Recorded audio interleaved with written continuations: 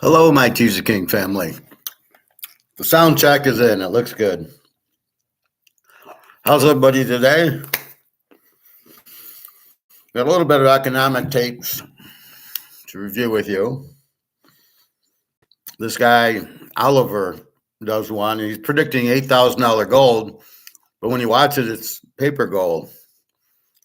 I don't understand why these guys, are they that stupid that they can't understand it's manipulated?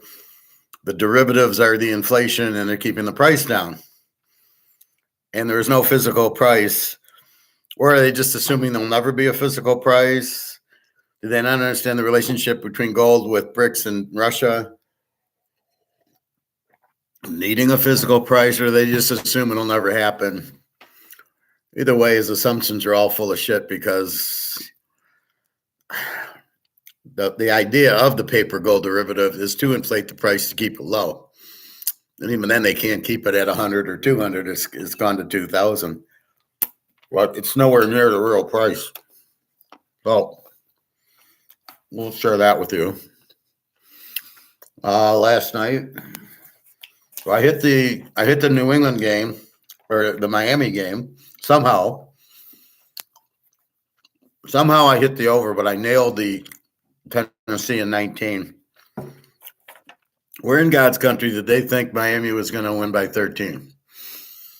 This is where they don't understand what a team is and how to analyze the team. Right? What a team is, strengths and weaknesses. Miami has no defense. I'm not buying this 22 defense. That's bullshit. I don't know how it got that low, but it's much higher. And Tennessee's got its 21 defense. So there's no way Miami's going to do a 42-0 on them. And it was 27-13 or 27-14 or something. And then Tennessee scored 2 touchdowns at the end to win, Derrick Henry. And they win 28-27. But they were never winning by 19. Never in a million years. So that was one of the easier Tennessee in 19s, thinking they're Carolina or Washington. So you've got to ask the question when you see a score and Miami blows out Washington or Carolina, you have to, oh, wait, they beat a 30 defense. Okay, let's see them against a really, and that's what I do with like Colorado and USC. In the games, when they played each other, neither team had a defense. We could jump all over the over. But in a game here, when they faced Oregon in that really killer defense, they didn't do anything. Colorado lost at 44-6. USC put some points up on them. Colorado lost when they played Utah. When they played UCLA, they didn't do anything. So it goes in pros too. This Tennessee team's not that. You got Derrick Henry, DeAndre Hopkins. Tannehill sucks, but Levis, I don't know if he's the answer. But, they only scored 27 points on him.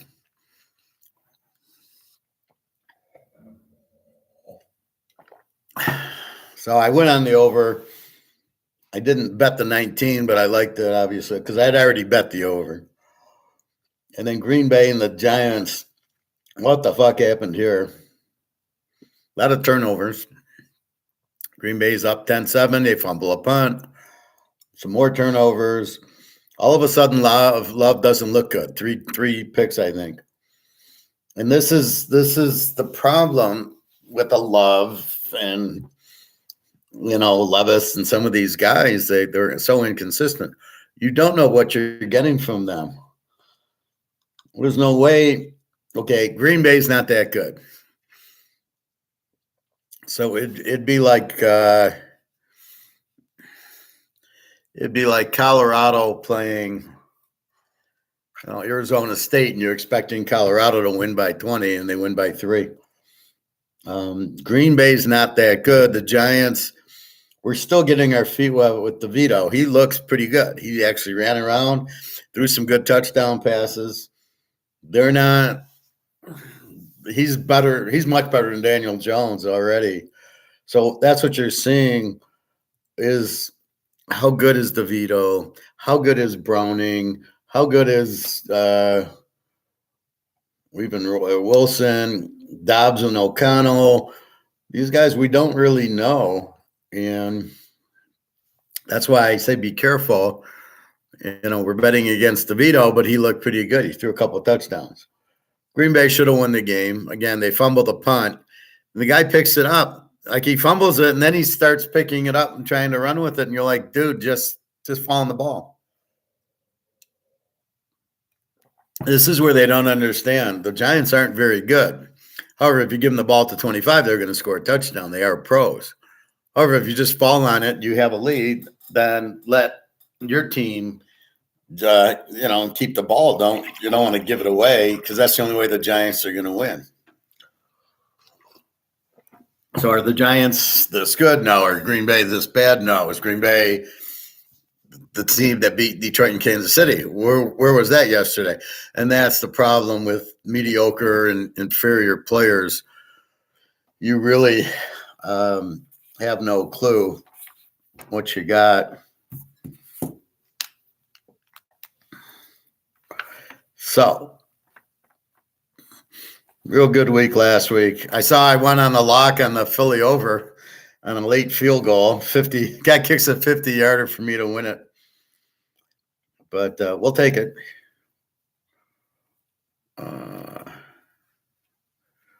Let's see. Is Flacco the quarterback or DTR next week? Let me see.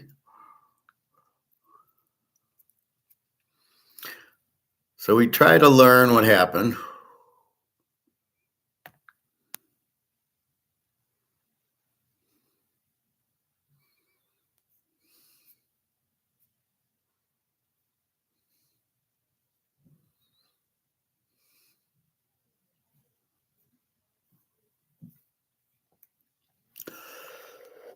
I'll tell you, Philadelphia's defense looks pretty weak, but we've known that for a long time. Their defense has looked weak. So it's not a surprise, but what's surprising is where did their offense go? I was watching the highlights. They had 3 fumbles against Dallas that were just ridiculous. The last one by Smith. So he should have won the game easy, and then he fumbles, and then Dallas has to go down and kick a field goal for me. Let's see. CJ Stroud's questionable. Okay, we'll go through the quarterbacks in a minute. Zach Wilson's questionable. Jordan Love, okay. Yeah, it's Flacco against Fields. Okay. All right, so let's go through the line. And so now we're getting into the playoff push. So let's look at these lines. So Thursday, today's already Tuesday. We got Oakland at 3-34.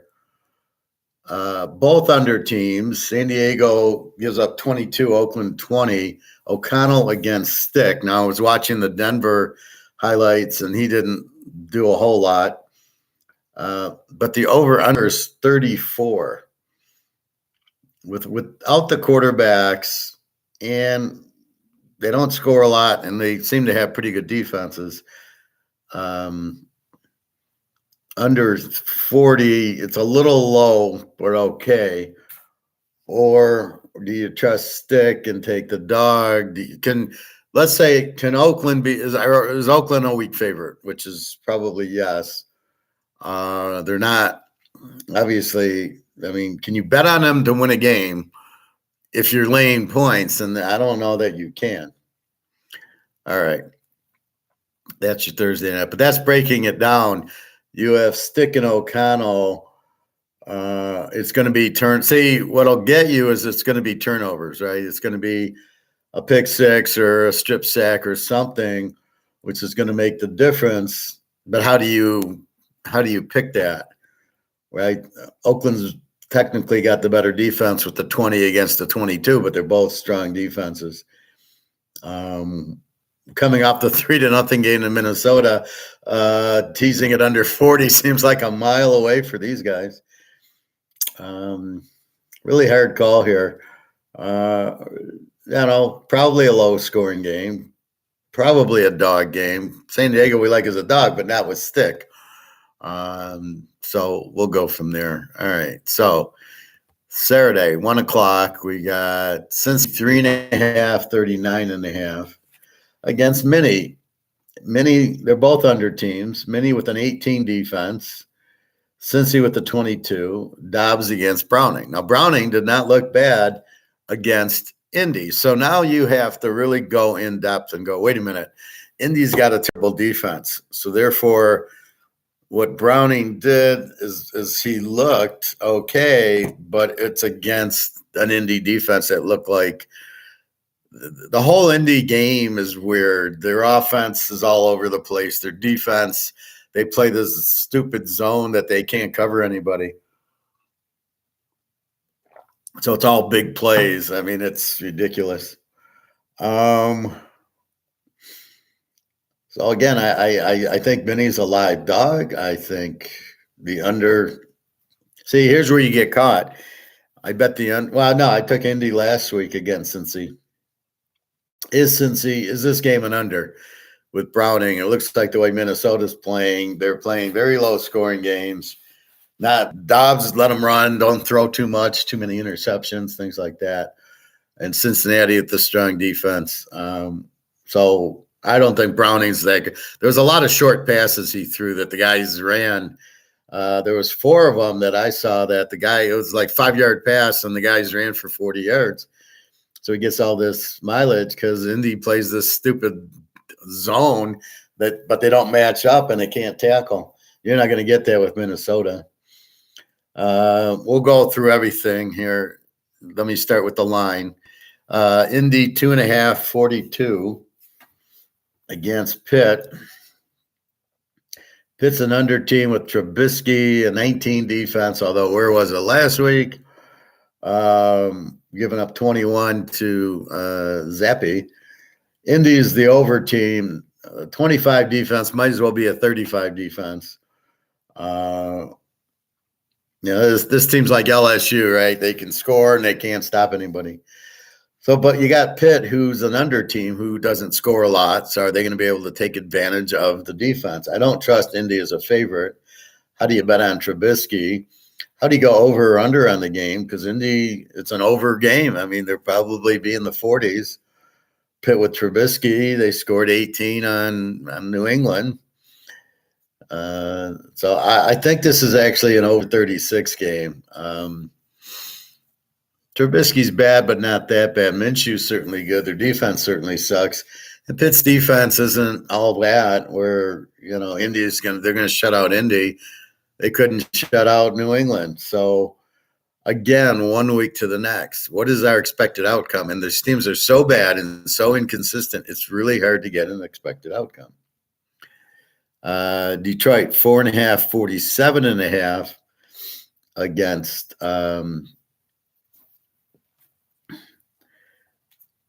against Denver.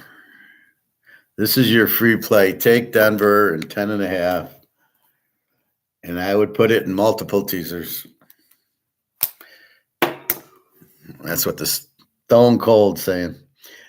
I just watched the Denver San Diego game last week and really strong defense with Denver. And I see what Detroit does. They're going to have problems with Denver. Offense and defense. Russell Wilson, a very good play calling, the little screens and stuff, which the Lions can't defend. Long passes, which the Lions can't defend. And Denver's defense should be a very tight game, but look at Denver. Okay, Herbert got hurt. So they win 24-7. Herbert gets hurt. Let's say Herbert plays the whole game. They probably win 24-20 or something. I think Denver wins the game. I'm not sure it'll be that close, but they're the very live dog right now. So go Denver, beat Army. I'll beat Navy. We've got Atlanta 3-34.5 at Carolina. Atlanta's an under team with a 21 defense. We got Riddler against Young. Carolina's the Z team that can't beat. They couldn't win a game in the Big Ten. 21. They got a 26 defense and no offense, 15 offense. What a pathetic team. Atlanta needs the game for the division, in that race to win, to go to the playoffs. They should be able to handle Carolina. Their only wins against Houston. CJ Stroud. Riddler's looking a little bit better. I think Atlanta's should be a good play here. Not a great play, but Carolina just with no offense. Maybe you go under here, but it's a low under. And after that Atlanta game against Tampa, that was pretty high scoring for an Atlanta-Tampa game. So I'm not seeing the numbers aren't matching, right? Atlanta's a 21 defense. I didn't see a 21 defense against Tampa, but it'll be a 40-point game, which maybe you go over 29. Hard to say. Atlanta, I don't know. They're such badly coached teams. In a Big Ten opener, Arizona has moved up once.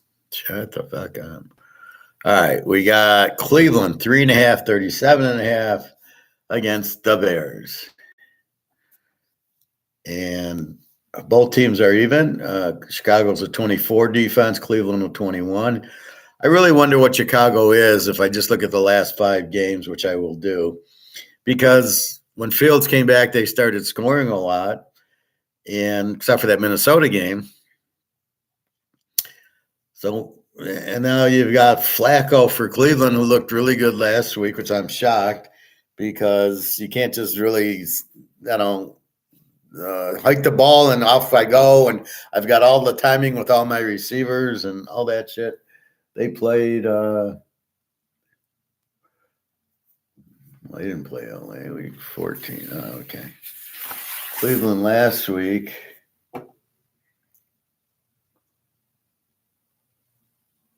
Played Jacksonville, who really has got a weak defense. See, here's a game where Jacksonville's a 21 defense, Cleveland's a 20 defense, and they win 31-27. You're like, where does that come from? The third-string quarterback or fourth-string quarterback comes in, Flacco, and they get 31 on Jacksonville, who looked like they were a high school team. And somehow Trevor Lawrence is limping around. I don't know. Obviously takes the shots and tapes his ankle, and you wonder about these because Mahomes played with it too, and you wonder if it's real or not. You're not supposed to be able to do and run around with the high ankle sprain. Come on, you can barely walk on it. So this is a tough one. The Bears aren't playing bad. I almost think it's an over. What was the Bears score? Well, they did hold Detroit 28-13. They got a 41 in the game. Yeah, and that's what they need here is, they need a 32. Yeah, this is definitely an over. I mean, the Bears are playing decent defense, but they're scoring, and Cleveland's scoring.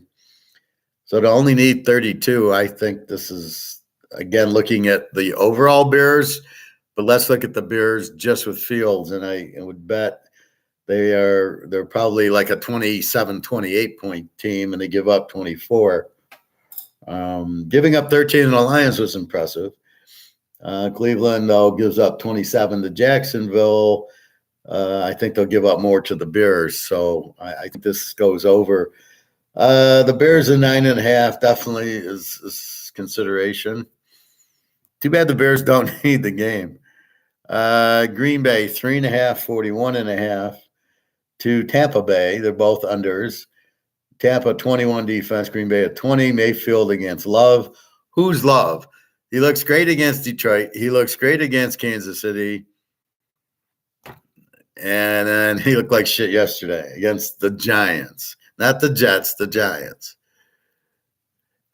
Is that all you're here for, Eric, is the free pick? Shame on, what am I, the government? I give out free stuff. You going to vote for me for like handicapper of the year if I give you my free pick? The free pick is take Denver, 10.5. That's my free pick. That's it. That's all you want from me.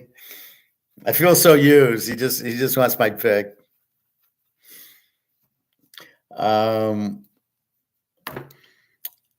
So Green Bay, Tampa, I think. Yeah. No, yeah, Cleveland. Yeah, Green Bay, Tampa. 3.5, 41.5. This is definitely a playoff game. Although I don't know if Green Bay, I think they're still in it, even though they looked like shit yesterday. Really, it was the fumbled punt, and the kid should never just take the possession and off you go. I blame the coach. Again, he's a rookie. Why do you have rookies feeling punts? You can tell if they can handle pressure or not. Obviously, this kid was in way over his head. Didn't even think. Then he still was trying to run with the ball,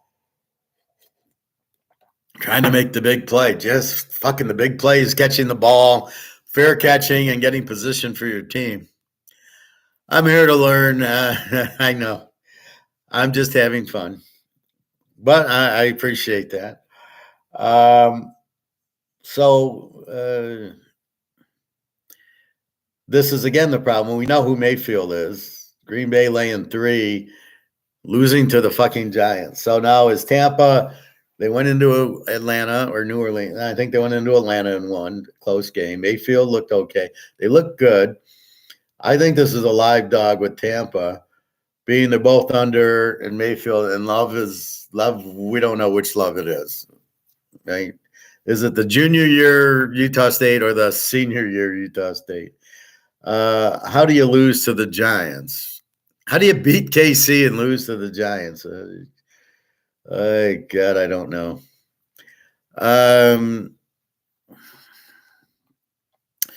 We got Tennessee 2.5, 37.5 to Houston, and CJ Stroud's questionable. Okay.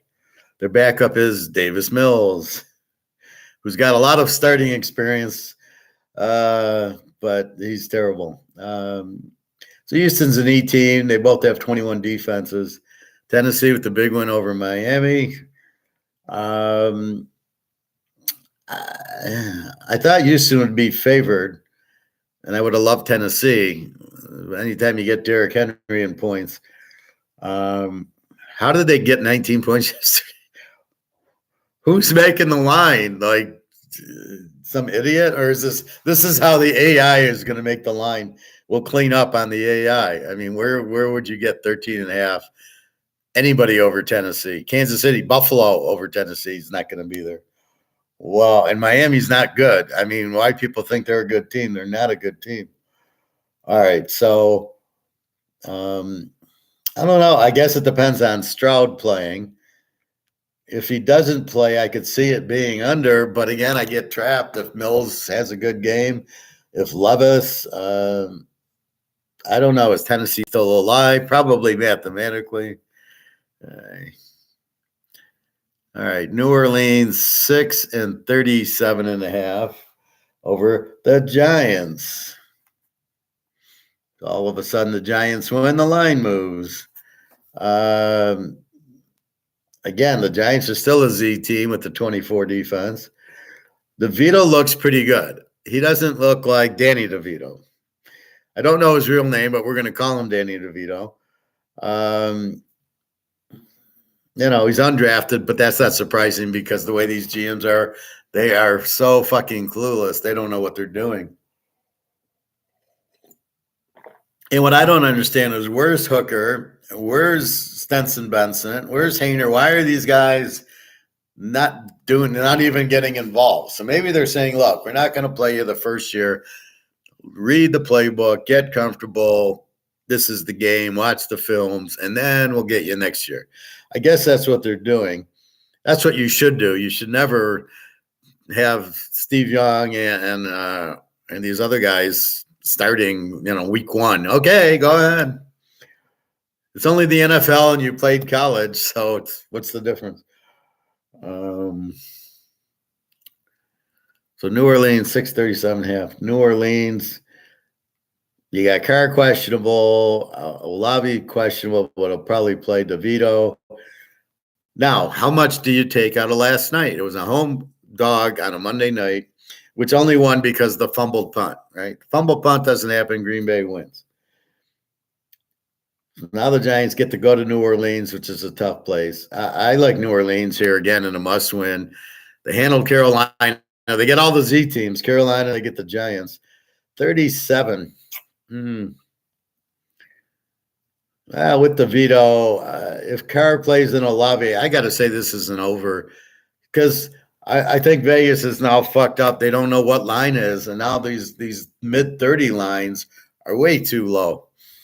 I mean, they were ridiculous. Look at my lock last week was the Lions over because it was a 40. I said I got to go over 34. I liked it over 47, and all I got to do is get there. And then it went up to like 42, and I said, okay, it's a lock. 36. That was too low. And some of these games were too low last week, and I think this one's too low. How is this under 40? DeVito scores. He's not bad. Barkley's there. The Giants' defense is a 24. New Orleans, okay defense, but with Carr and Olave, they're going to score. Kamara, Jesus Christ, what do you? 37. What do you think the score is going to be? 13-10. I don't. This is definitely an over 31. That's ridiculous. Miami and the Jets. Miami went from 13.5-point favorites to 8.5-point favorites. Not surprising with the 39 total against the JETSs and Russell and the other Zach Wilson is questionable. So he sits out a few games, finally comes back, gets hurt against Tag. Do not look for Tag to have a good game against the JETSs. It's not going to happen. Not with their defense. They won last week by just harassing Stroud and Houston. They beat them 30-6. And if Wilson plays, I wouldn't be surprised if you get a not a 30-6 game, but they beat Miami because Miami, they don't have a defense. Look at Tennessee the fourth quarter. They needed stops. Henry touchdown, game over. And I think the Jets have Breece Hall. Wilson's good, but the defense will shut down Miami.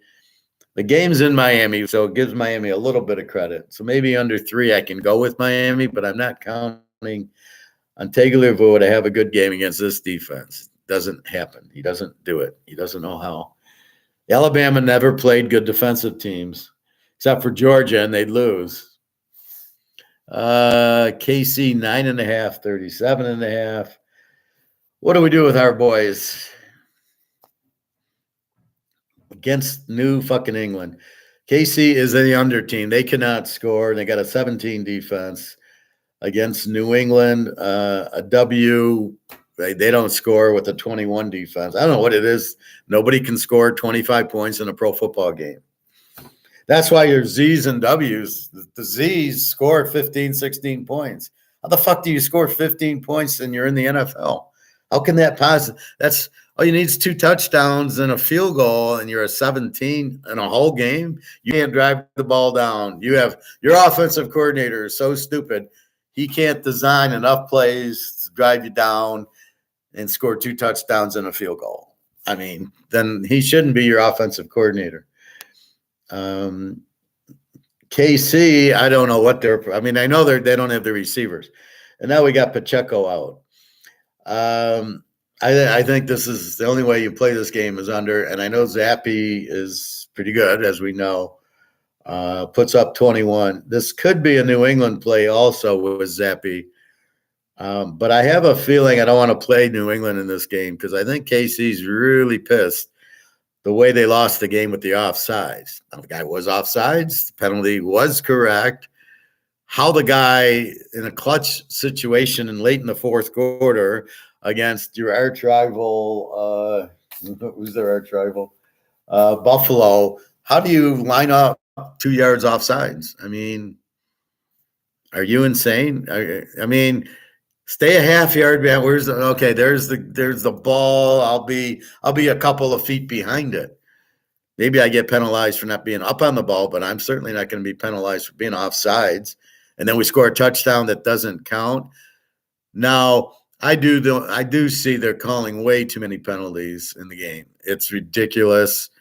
And I think that's why you're starting to see less defensive pass interferences, I'm noticing. And you're starting to see more offensive holding. It's like we gotta call something. So we'll call offensive holding now. And every time there's a touchdown, it's an offside, defensive offsides. Way too many of those. It's one thing if they jump offsides, then okay. If they line up like this far offsides, fuck it. Are you serious? There's no wires or anything telling you where to go. What the fuck are you doing? You can't call that. Claim my free. Fuck it. All right. That was Uber saying, claim my free meat. My free meat. I guess Sandaria. Her picture.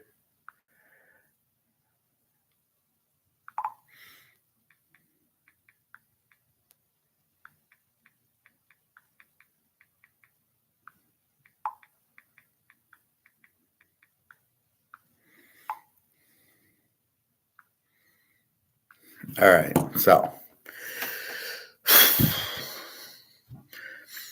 so I don't know. KC's really pissed, and the KC's now a game up on Denver, and Denver plays Saturday night at Detroit, who is really not good at all anyway.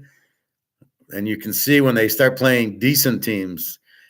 Okay, they beat San Diego, New Orleans somehow. I don't know how, but I don't think they should have beat either of them. Okay, but here comes Denver and Dallas and two minis. And the way Minnesota's playing, they'll be lucky to win one of those, and they're going to lose to Denver, and they're going to lose to Dallas. So I love how the radio got, well, they've got, 8 wins? They're 8-4, 9-4. They've got 9 wins. They're a game behind. Yeah, but they didn't. They only beat teams that sucked. As soon as they played good teams, they lost. They got lucky on the KC game, and they got lucky in the San Diego game. They never should have won either of those games. So they're really an 8-8 team, which is what they normally are. So that's what I'm looking at. So here comes Denver. So I think, especially if Denver, so let's look. If Denver beats Detroit, which they should, Kansas City, if we can get them 8.5, get them down under a field goal. I don't see New England's defense doing. Now, Zappy might be a problem for us, but I can't imagine him doing a lot against this defense, although he did a lot against Pitt. And it's a whole different team with Zappy. How we all know that at the beginning of the year, and it takes them 14 weeks to finally figure out to start Zappy, the greatest coach that ever coached, with his head way up his ass. So it scares me a little. From what should be an under game, maybe it's an over 31. Again, it's such a low number with Mahomes, 31. That's 20-13, and I got a winner. I mean, it's with Zappy. Vegas is so fucked up right now. I think this is an over game. I don't see how they're going to stop KC under 20. All right. You got Chocolatey Clear in for Pacheco, and you got Kelsey and Mahomes. These other guys will start getting into it a little bit better. And what does New England get? They're going to get 14 with Zappy, and KC gets 20s at 34 as a winner. Are you kidding me? Yeah, Mahomes in a 37. Yeah, this has got to be an over. With Zappy, it's an over. Without Zappy, I could see them winning the game 20-0. With Zappy, he's going to get you some points, and but KC's so pissed right now. All right, the Niners 13.5, 47.5 to Arizona. That went up from 46 to 47. Purdy against Murray. Frisco, the best team in the league, the A team with the 15 defense. Fucking 15. Here's KC with the 17. They're not even close to the Niners with the 15. Arizona, W team, but a lot of that was with Joshua Dobbs. Now without him, and Kyler Murray back, they're getting better. but they still got the 25 defense. They still have a shit defense. I look for McCaffrey to run wild in this game and all their offense. There's no way Arizona can stop them. I think this is an over with Kyler Murray getting you 14 points and Frisco getting you 40. Frisco again wants the 1 seed. They are now, well, we'll go through the schedule, but I think they want the 1 seed, so they got to win anyway. Philly's at Seattle, Dallas is at Buffalo, tough game, but we're getting there. So this game I think is higher score. I think Kyler Murray gets you some touchdowns, and we know Purdy and McCaffrey and Deebo Samuel and Kittle, they're going to get you. They're going to put up a 35 on this team with the 25 defense. So again, we're looking at the weak defense game. The Niners need to win. They're going to put up 30-something. I need 41. Let's say I get 35. I need 7 from Kyler Murray, which I should get. Just if the Niners bring in their third stringers in the fourth quarter, like it's a college game. They rest their starters. I don't know. But there's the strip sack, there's the pick six, there's kickoff returns. There's a lot of ways to score in the NFL. The Rams, 6.5, 48.5. And it's Hull against Stafford. And I don't get this line. My line is LA 10. Washington's a Z team with a 30 defense who just traded away Chase Young and the other guy. LA's an E team with the 22 defense who just put up 31 on Baltimore, and Baltimore has got a fucking 17 defense. LA needs the game. Washington's out of it. I don't understand this spread. This spread is so bad. I mean, you got to take LA even at home against Thurston Hall, and you just should have beat Baltimore, but you're in the playoff. You and Seattle are going for the wild card. Stafford's healthy, Kupp's healthy, Aaron Donald's healthy. This should be a blowout here. I mean, this should be 33-10. I mean, how is this game close? And the other way also, I think this is a very strong overplay because they're going to score 30 to 40 points. Washington should get something with Thurston Hall. They do score a little bit. But I mean, the Rams even, can somebody explain that to me? I don't get it. Again, they take the whole thing. So when Stafford's injured, he's not playing. They're looking at the stats from whoever, took over for Stafford. Now Stafford's back. Well, it's a whole different, there's two worlds, the non-Stafford world and the Stafford world, the gold world and the paper world. And in the Stafford world, this team scores like 30 points. They got 31 on Baltimore, for Christ's sake. Gotta love LA. I mean, they need the game. They're at home against a Z team, and you're only giving them 6. Oh my God. I got to get that bet in like right now. All right. Buffalo, 2.5, 50.5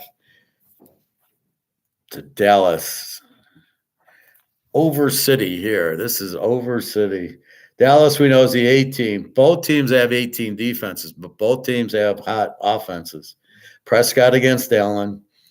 This is what I'm saying. You're not going to get, I was at 20-17. Buffalo, Kansas City, 2017 Buffalo. They play at 37. Dallas against Philly, they play 33-13. Although it's hard because Philly's defense is at 24. Anyway, so they play a 46. Buffalo's going to put up 30 here. And the ironic part was Philly is they scored a defensive touchdown, and then 3 times they fumbled. Devontae Smith fumbles at the 10-yard line going in late in the game. Like, what the fuck? So they played a terrible game. Look for Philly to be on fire this week. Kansas City be on fire. Buffalo got the win.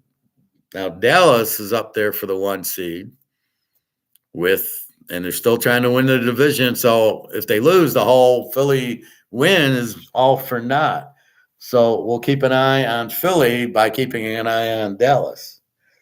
Frisco gets the win. Dallas, Buffalo, I think you got to tease the dog in this game. The way Dallas is playing, you're getting points. Buffalo is not that type of team that's going to blow you. It's like Kansas City. Kansas City was a weak favorite last week. That's why I locked Buffalo, right? And they win the game. And I got the same feeling here. Dallas is the better team. It's at Buffalo. I'm getting 2.5. I get 8.5 in Dallas. Who's the better team? I don't see any way Buffalo, 48 to 10's them. The over-under of 50. It's hard to say because they just shut out Philadelphia 33-13. I mean, the Philly got 13 points. When's the last time you seen? And 7 of it was my man from Georgia running it in the defensive end. Jalen Carter, where he got a touch. The offense couldn't score against Dallas. So, Buffalo could be held. They only scored 20 on KC. So, again, it becomes a very, what do you think? Buffalo must have the game. Now, they've got a lot of momentum. They beat KC. Miami loses. So now we'll see how far they're back. That's our next phase in our handicapping, right? So we're just eyeballing. Now we got to check injuries and, okay, who needs it? But we know Dallas and Buffalo both need the game for the playoffs. So as long as Dallas needs it and they just beat Philly, I think they're a very live dog here. I think getting 8.5. When are you going to get Dallas an 8.5? Now we know Dak Prescott, but he got a big win. He finally got a big win over Philly. Okay, so they're playing good. I don't see how they can possibly let down against Buffalo, the huge game. And, I'm not sure that we had a letdown with Green Bay, right? Green Bay beat KC, and I kind of warned they could have a letdown, but I didn't think they would because they needed the game. And I don't think they let down. I just think they got out coached by a mile. That was not the same team that beat the Lions or beat Kansas City. I don't know where that team went to. It didn't show up against this terrible Giant team. And they didn't handle Danny DeVito at all. So how are they going to handle that was Green Bay I'm talking about. All right. Green Bay's got Tampa. Mayfield doesn't run, so Green Bay should be okay there. So I got to go with Dallas as a dog against Buffalo. I mean, again, just look at the game. It's dead even. Dallas, Buffalo, they're both A teams with 18 defenses. Prescott against Allen. There's no difference. So therefore, you get 8.5 points. Is Buffalo really going to win by 10? Do you really think so?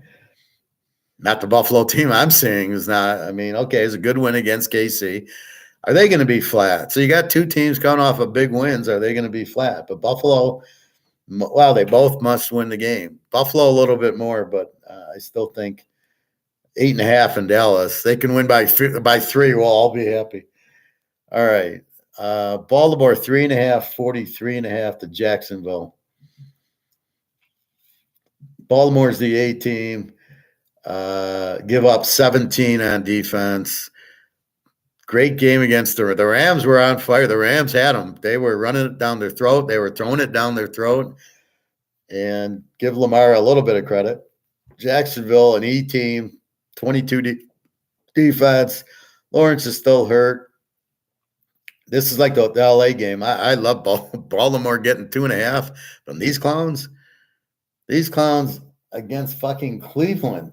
And Joe Flacco, who hadn't played in 3 years, lights them up, 31-27. What do you think Lamar's going to do? Now, I'm not a big Lamar fan, but the way he's looked, I don't see. Maybe we go over in the game. It's hard to go over in a Baltimore game, although I did have the Baltimore Ram game. I loved it over. I had it over. I think I had it with Army under. No. Anyway, I have Baltimore. I might have them with Alabama, I think. I don't know. But Played Baltimore over with the Rams, but here with Lawrence, I don't trust them. 43, what a low number. 37, that's got to be an over. Baltimore scores a lot of points.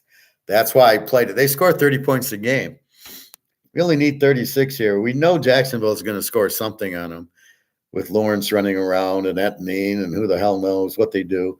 Terrible defense. I love Baltimore here getting 2.5. I love the over 36. Like, why can't all games be like this? They're so easy to pick.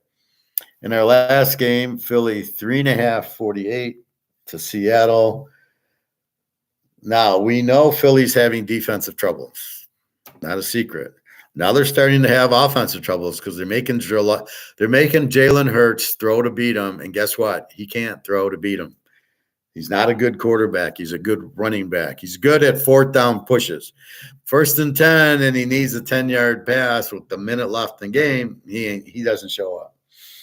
So Seattle, we know, is pretty explosive, but do they have Drew Lock or Geno Smith?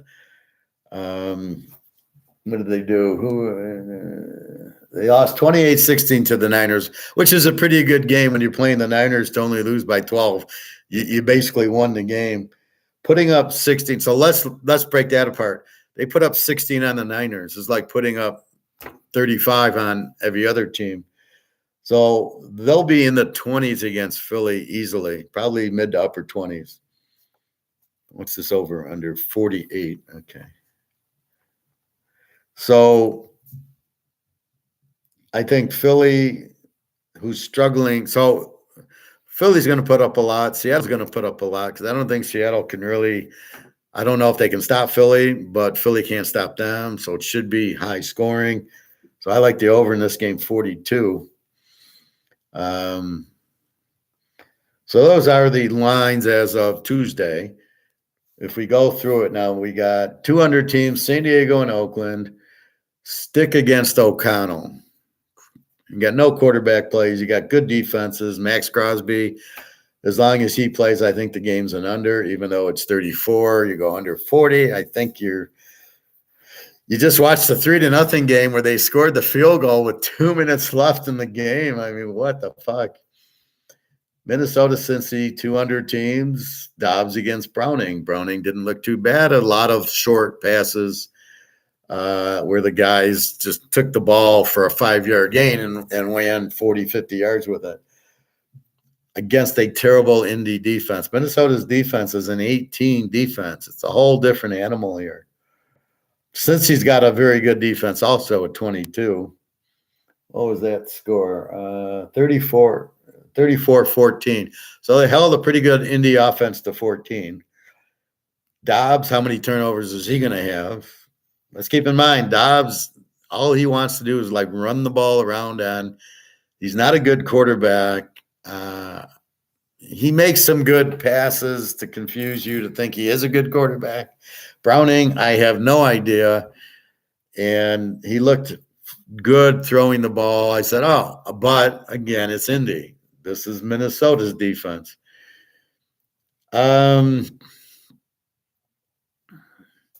I think this is a very close game. I think you can take Minnie in 9.5. I think you're okay. And the 40, I think you could go under 46 here. Minnesota's playing these low-scoring fucking games. What was the score here? Yeah, 3-0 against Oakland. But I figured 17-13 Minnesota winning. I had it as a 30-point game anyway. Again, no quarterback for Oakland. O'Connell and Crosby playing. And that's exactly, I didn't think it would be 3-0, but it's exactly what I thought would be a low scoring game. And I kind of think since he's got a really good defense, and I kind of think being that Joshua Dobbs and Browning, like, okay, Minnesota's seeing what Browning did. A lot of these swing passes, screen plays, they'll be ready for him. They'll put pressure on him. I just don't see them lighting up Minnie like they light up Indiana. Again, Indy is not a good defensive team. Minnesota is with the 18. All right, Cincy Pitt's an under. Indy is the over. Trubisky against Minshew. Oh, God, where do they find these guys? All right, Minshew Played at Washington State under Steve Leach. Okay, I don't mind him. Trubisky, how did this fucker get in the league? Oh my God, he's terrible. He did throw for a touchdown late, which fucked our under last week. We're still okay if he doesn't hit the 2-point conversion. Again, Pitt with the 19 defense, but it wasn't 19 last week. They gave up 21 to Zappy. I don't know. Indy explosive with no defense. So you got a total over team going against Trubisky, who, maybe they get 17 to 20. I don't think they'll get shut out. Indy probably gets in the upper 20s. So let's say 28 to 17, still a 45. Yeah, this is over 36 easily. Detroit, Denver, we talked about. Take Denver, free play. Wilson against Goff. Chicago, Cleveland, 2 even teams. Chicago with the 24 defense. Cleveland with the 21. I am teaching. I can't answer the phone. Especially when half the time it's bullshit marketing, right? Or it's a scam, right? Fields against Flacco. Chicago's an over team. I've been betting them over the last 2 years and winning most of the time with them. I didn't go over on the mini game. I don't know how I played it. I don't remember. Do I have that?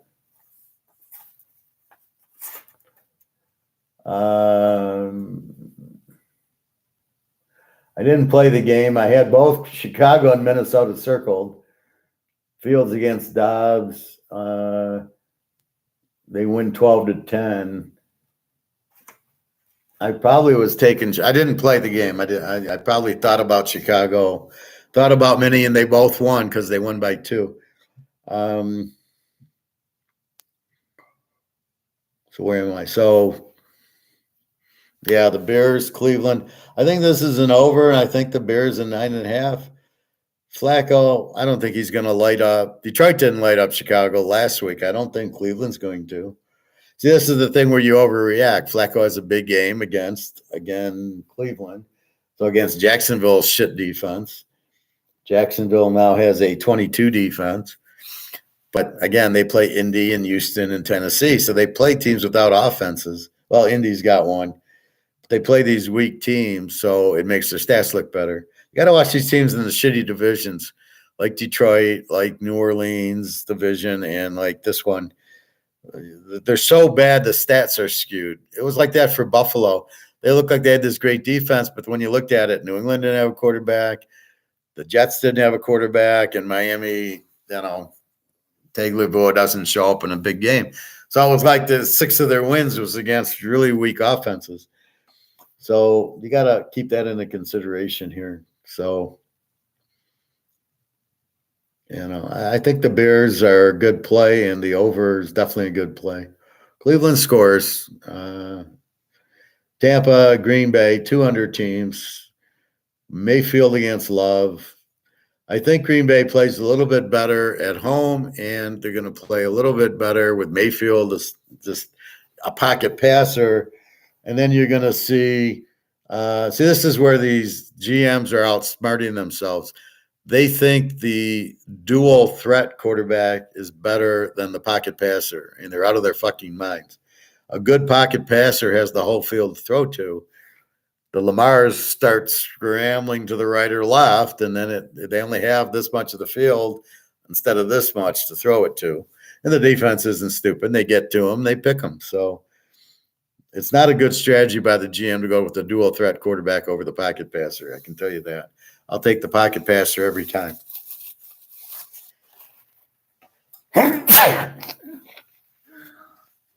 I would prefer a Russell Wilson Mahomes type who can scramble and move around a little bit, but can throw the fucking ball. So if you give me that quarterback, somebody who's deadly accurate, then I'll, I don't care if he's a pocket passer that slides, but I don't want a runner like these guys, and they can't hit the broadside of a barn. So Tampa, I think Tampa's a live dog. I think 42. I think it goes over. I mean, it's 36, it's 20-6. I mean, both teams don't even need to get in the 20s. I think this is an over two. I don't think Green Bay is an under team in any stretch of the imagination. I mean, yesterday against the Giants, it was a 46. Against the fucking Giants, 24-22. If the Giants and Danny DeVito scoring 24 on you, I think Mayfield's going to be close to it. All you need is 36 points. Wow. So we got to keep an eye on the weather. It's Green Bay. Could be really cold and snowy. Houston, Tennessee. We got to check on Stroud. Houston needs the game. Tennessee, I don't know. I think mathematically they're still in it. So let's see what happens with Stroud. Otherwise, if Stroud's out, it's still a tough one. If Stroud plays, this has got to be over 30, over 31. I mean, again, a misstep by Vegas. The Jets in Miami, the under team, Jets, Miami, the over team. Wilson, who is questionable against Tag, so we'll see. So those two games, we got to wait for the quarterback. If Wilson does play, I think the Jets in 14.5 are a really good play because of their defense. If he doesn't play, we've already seen the other. Although the one guy's gone, Boyle's gone. He's already out. So we'll see what the Jets do. Then there's always Aaron Rodgers. You give me Aaron Rodgers in 14.5, I'll bet the house on it. I'll bet 5 ounces of gold if you give me Aaron Rodgers. Holy shit. KC, New England. KC coming off two losses in a row. Green Bay and Buffalo are on fire, pissed off. Look for them to win. Zappy will make it close, but I think this is give me KC. Let it go under 9, and we're going to hammer it. So they are not losing 3 in a row. And it's interesting. Frisco lost 3 in a row. Philly is now ready to lose 3 in a row. It just happens to these teams. Buffalo, I think, lost 3 in a row. I don't think Baltimore has. So Philly and the Niners, everybody loses 2, 3 in a row. I think a lot of it's the schedule. I mean, the teams they have to play, they played Philly played Buffalo, and then they played Dallas, and Seattle is not in that league. The Giants, New Orleans 6-37 DeVito against Carr, and I don't think DeVito's all that bad. He's thrown like 8 touchdown passes in 3-4 games. I hate when they show the family. We don't give a fuck about his mom and dad. Why do you have to show the family? Oh my God, it's so hard to watch. So I think they can keep it close, especially if Carr doesn't play. If Winston plays, you're going to get 4 interceptions. Good defense, 20 against 24. The Giants are they needed the breaks to win yesterday. I don't know that you can, in any world, take the Giants plus 12 points against New Orleans. So from that standpoint, New Orleans needs the game. I guess if Carr plays, but it's probably an over. If Carr plays, this is 37, over 31, and DeVito's not really that bad. I think this is an over if Carr plays. Without Carr, it's probably still an over. Winston will throw a lot of interceptions. So the Giants with DeVito versus the other idiot, Jones, and whoever else they had, Tyrod Taylor. You got different. It's like Miami with Tyler Van Dyke, right? They had De'Ara King, and he was doing shit the first 4 games. Van Dyke comes in. Vegas is still looking at the whole picture, but I'm looking at the Van Dyke games. He's scoring 45 a game, and the totals are 48 because they're including De'Ara King, who couldn't get 20 a game. So that's how important the quarterback is. So you've got to look at the quarterback stats and the quarterback's points, and DeVito's much higher. And, Carr versus Winston, it's, I'm sure, a big difference. Atlanta, Carolina. Atlanta needs the game. Riddler against Young. Carolina's just terrible Z team. I think Atlanta -3. I get Atlanta +3 against Carolina, who can't. If Carolina played, let's say, Ohio State, Alabama, Georgia, they'd lose by 2 touchdowns. Are you kidding? And here's Atlanta, probably not as good as Georgia and Alabama and those guys, but it's a 30 over under 35. This is the NFL where half the over-unders are 35, 36, 37. I don't get it. I mean, what the fuck is that? So, yeah, I think Atlanta, you got a +3. I mean, even if they lose, you got a field goal against Carolina, who, again, is just a terrible team. And a 26 defense. Atlanta should score. They have to win the game. So, think that. Washington, the Rams, love the Rams. Howell against Stafford. Must win for the Rams at home. Frisco, Arizona, must win for the Niners. They want the 1 seed. They got to keep winning with the 15 defense. It could be an over game. Murray against Purdy. They should score a lot against this weak Arizona defense. Dallas, Buffalo, Prescott against Allen. I think you tease the dog. You might go over, but Dallas's defense scares you a little bit. So they might keep it from the 50, but then it's because they are winning and you got 8.5. So I think that's the better of that. So sometimes it's the points, sometimes it's the dog, and it really, sometimes both of them come in. But it's like Oregon, Washington, and Oklahoma, Texas. Tease the dog, and you thought they'd be low-scoring games because of the defense were high-scoring games. So it really doesn't matter. But that's why sometimes I tease the dog versus looking at the total. Baltimore, Jacksonville, love Baltimore. Lamar and Lawrence. Lawrence is banged up. If he really had a high ankle sprain and it's real, he sure looks good for some guy with a broken foot. So I doubt seriously what he's got. Makes no sense, but I guess he's just taking the needle and he's playing like that. So I like Baltimore. They score 30 a game. I think this is a good over. The question is, will Lawrence play all game and how much will they score? So that's why I kind of still like Baltimore and getting 2.5. This is Baltimore and Jacksonville. This is not Baltimore, Buffalo, where both teams are even. This is, you got Baltimore and you got Jacksonville and the game's even. Like, really? And then Philly, Seattle, the over team Philly, the E team Seattle. Hurts against. Now, we're not sure if it's Smith or Locke.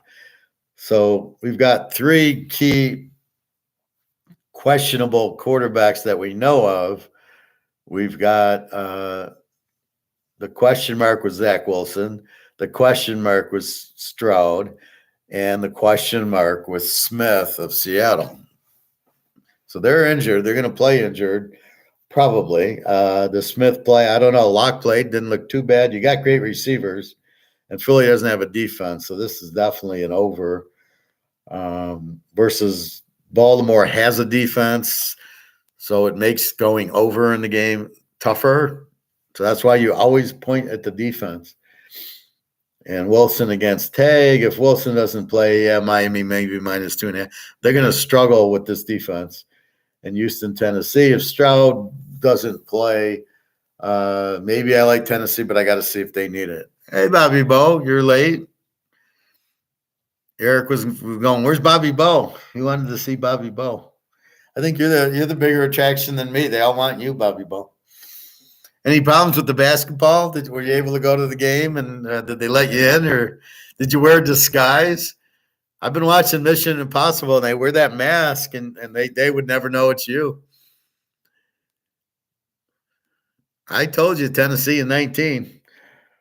I told you. That was ridiculous, that line. So I hope you didn't take Miami in the game. You can't fuck with Derrick Henry. Sorry.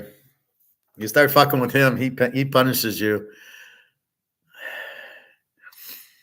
It was a great bet, Tennessee in 19. Are you kidding?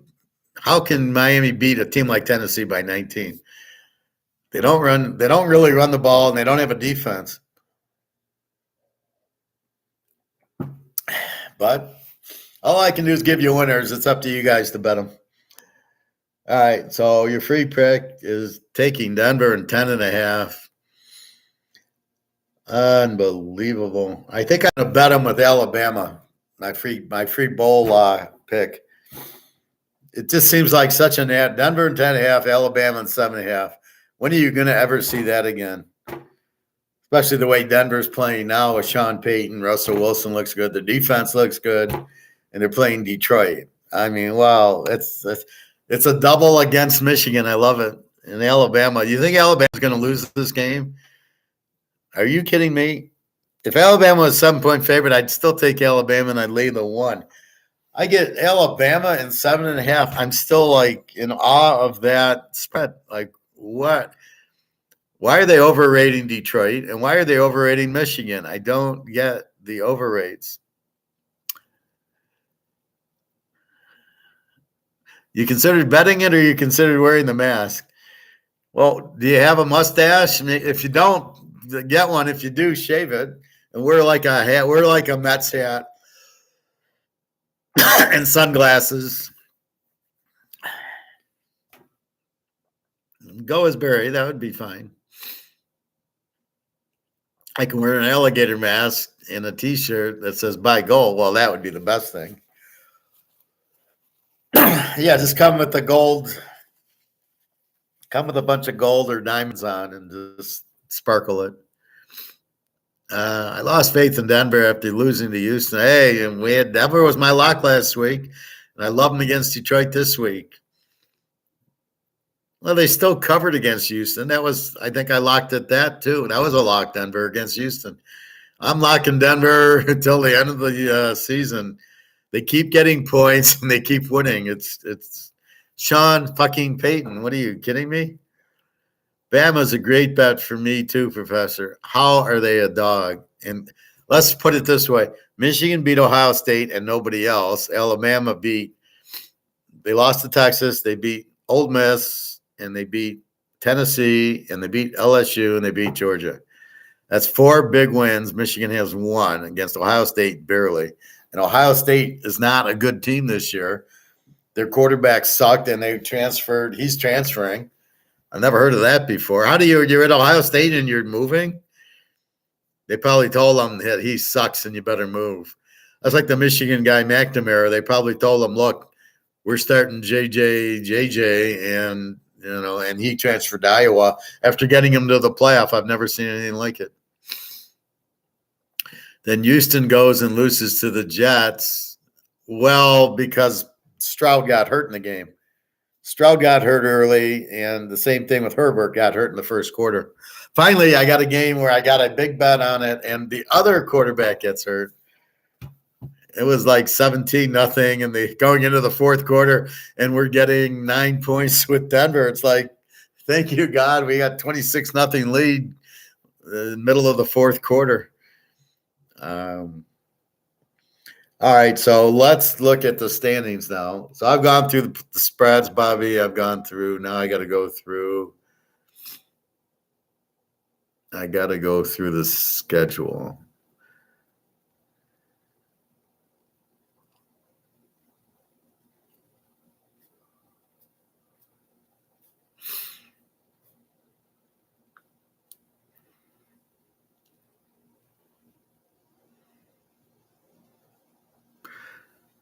And I got to plug in my phone. Standings.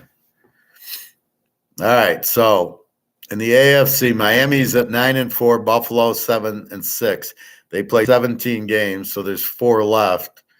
Buffalo is going to be on fire. Miami with a 2-game lead. Baltimore at 10-3, so they're the 1 seed right now. They got a 2-game lead, so they don't really need the game. They got a 2-game lead over Cleveland, so they still need to win their division because Cleveland's playing well. And then here's Cincinnati and Pitt at 7-6. What a great division. They're all over 500. So right now they all need it because the best wild card is 7-6, 7-6 twice, 8-5, 7-6. So right now, Cleveland is the first wild card at 8-5, and there's 2 other wild cards, and they're all the 7-6 teams: Buffalo, Pitt, Cincy, Indy, Houston, Denver. San Diego is 5-8, can go 9-8. Mathematically, they're in it, but I just don't know. And the same with Oakland; they're both 5-8, so they play each other Thursday night, and it could be another 3-0 game with a stick against O'Connell. First team to get a first down wins. So basically, Miami, with the 2-game lead and 4 left, Miami needs it. So we're going to just start highlighting. Miami needs the game. Buffalo needs the game. The Jets can go 9-8. Yeah, mathematically they're in it, but I don't know. Then the whole Baltimore division needs it. Baltimore, Cleveland, Pittsburgh, and Cincinnati all are in real good shape mathematically. Jacksonville, Indy, and Houston are there, and theoretically Tennessee can go 9-8 and win, but I won't count them yet. But they're still kind of alive, but they're a 5-8 team, so I don't want to bet on them that they have to win, that they're a good team and they're going to win. There's shitty teams that need it that lose. So I'm going to not put in the 5-8 team. So Jacksonville, Indy, and Houston, but they don't have Stroud. And Indy, and they got Minshew. And then we got KC and Denver. KC's going to be a little pissed off, Bobby. They've lost 2 in a row, and they're playing New England and Zappy. Interesting game. And then Denver needs it. Okay, so I'm leaving Oakland and San Diego out. There's just too many teams with 7-6 that they got to jump all of them. It's just not going to happen.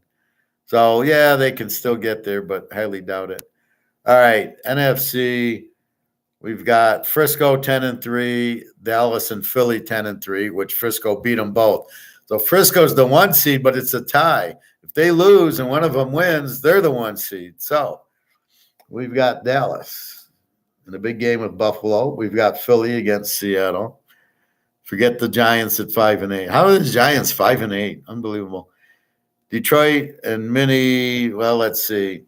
So Dallas, Philly, one of them's the wild card. Detroit 9-4 is at least a wild card, and Frisco is 10-3. 6-7, Seattle, the Rams, New Orleans, Atlanta, and Tampa, but one of them have to win the division. Minnesota and 7-6, Green Bay 6-7, and that's it. So we'll include the 6-7s. So Detroit, Minnie, and Green Bay.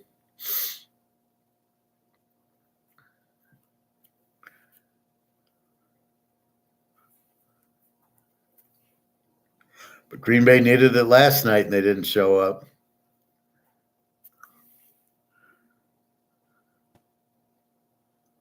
That's the sad part. Teams like Tennessee had nothing to play for, and Miami goes giving them the game. Well, they're still professionals. When you were out of the pennant race, you didn't go up and strike out. You still tried to win the game, I would think, and you still hit. Up 14 with 3 minutes left, and they blew it to Will Levis. Well, that's because you don't have that's why we don't like to bet teams with no defense, especially laying 13.5. You get 19.5 with a team with no defense. That's what I'm saying. I'm assuming I'm going to get 14 from from Henry. That gives me 33, and Miami only scored 27 in the game. So if I get 2 Henry touchdowns the whole game and the 19, I got 33. They only scored 27. Because they don't score on a good defense. They don't light up the 40 points. All right.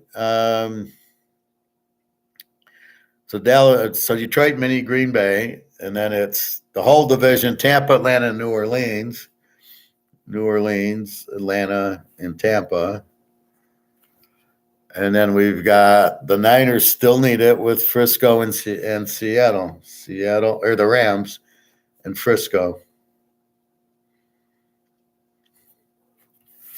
So on the board, we won't count the San Francisco, Oakland, the 5 and 8s. Minnesota, Cincinnati is a playoff game. They both need it. Pitt, Indy is a playoff game. They both need it. Denver, Detroit's a playoff game. Detroit doesn't need it. They're 9-4, and Minnie's 7-6. They don't have the back against the wall the same way that Denver does, right? Denver's a game behind Kansas City and needs it.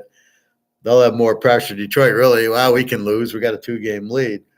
Chicago, Cleveland is Cleveland. Tampa, Green Bay is a playoff game. Houston, Tennessee, really, it's Houston. Tennessee's really out of it. The Jets in Miami. Miami needs it. KC needs it. With New England does it. New Orleans needs it. The Giants really are too far out. Atlanta, Carolina. Carolina, the Z team. Atlanta's -3. I get Atlanta in 3 points. The Rams, Washington, the Rams must win. The Niners still going for the 1 seed against Arizona. Dallas, Buffalo is a playoff game. Baltimore, Jacksonville, a playoff game. And Philly, Seattle, a playoff game. Did Detroit end up losing to the Bears? Yeah, they got killed 28-13. But I had the over. I was over 35. How the hell was that? Was that such a low over? Because they at first looked at the winds like a 30-mile-an-hour wind on like Tuesday. But by game day, it was like a 10-mile-an-hour wind, and it was like 50 degrees. They didn't adjust the over-under. I think it went up to 43. It was still in the 30s, and I got a 41. An easy winner there. All these teams suck. I hate the Lions. Well, the Lions suck. We know that. They beat the shitty teams. There's a fluke against Kansas City, and San Diego was a fluke. And the New Orleans game. I mean, that's it. But I told you they're no good. I've been saying that the whole time. It's pretty much just 49ers who look good. Dallas looks pretty good. In the AFC, Jesus Christ. Baltimore, Miami, I don't know, is terrible. They couldn't beat Buffalo. Buffalo's much better than Miami. And then you've got Baltimore, and then you've got Denver and Kansas City. I think it's Denver and Baltimore playing the best right now. But we all know what happens to Lamar in the playoffs. He starts choking, and we know what happens to Russell Wilson in the playoffs. He plays very well. I think it's Denver in the Super Bowl against San Francisco. We've seen it before, and the Niners killed them. I don't think anybody can touch the Niners, especially since they lost last year. That really makes a big difference when you lose. I got to get my charger because then they get pissed the whole year, right?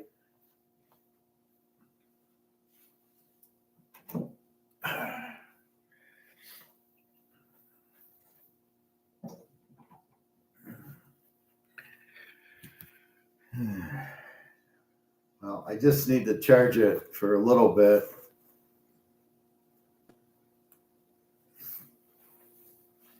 I meant to charge it earlier and I didn't.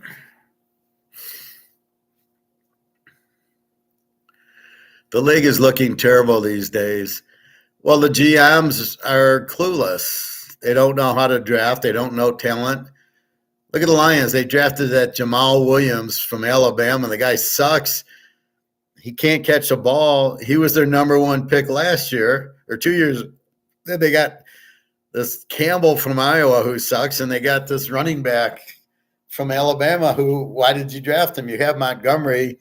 This guy should never have been a first-round pick when you could have got Jalen Carter from Georgia.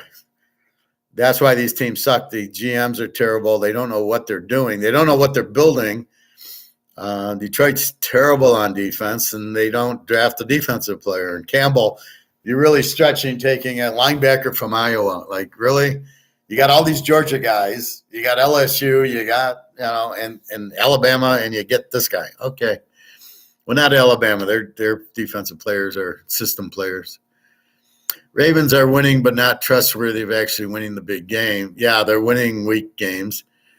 I think Russell is harmless at this stage in his career. No, you watch him. He looked pretty good during, he got fucked up with the offensive coordinator last year. Now he's got Sean Payton. He don't look too bad. He's got like 22 touchdowns and 5 picks. Of all the guys, he's one of the top touchdown interception guys. And he's been there, and he can run for you for that first down. Mahomes can still catch fire in the playoffs, so they may pull some upsets. The problem is they don't have receivers. How they don't have receivers, I don't know. You let Tyreek Hill go, you replaced him with Smith-Schuster, but he left. What the fuck? Where's this guy going? And then you've got, the other guy, the guy from Pittsburgh that came over, he left. And then Valdez-Scantling. Yeah, Smith-Schuster left. Valdez-Scantling's there, who's okay. How do you not draft a wide receiver? I mean, there's only 1 million of them. I don't understand that at all. So we'll see. But I'll tell you, Browning didn't look that bad. I was watching his film. He didn't look that bad.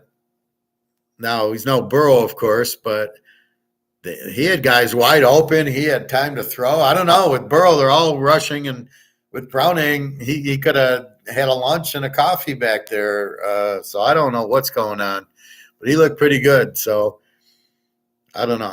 Indy sucks and Jacksonville sucks.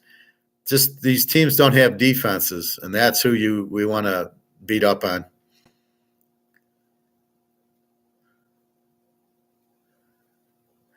Yeah, when you got a guy like Mahomes, you want a few. Now he's got Kelsey, but he doesn't go long. He does the little 10-yard dance where he finds the open spot, but you need a long pass. You don't go to Kelsey.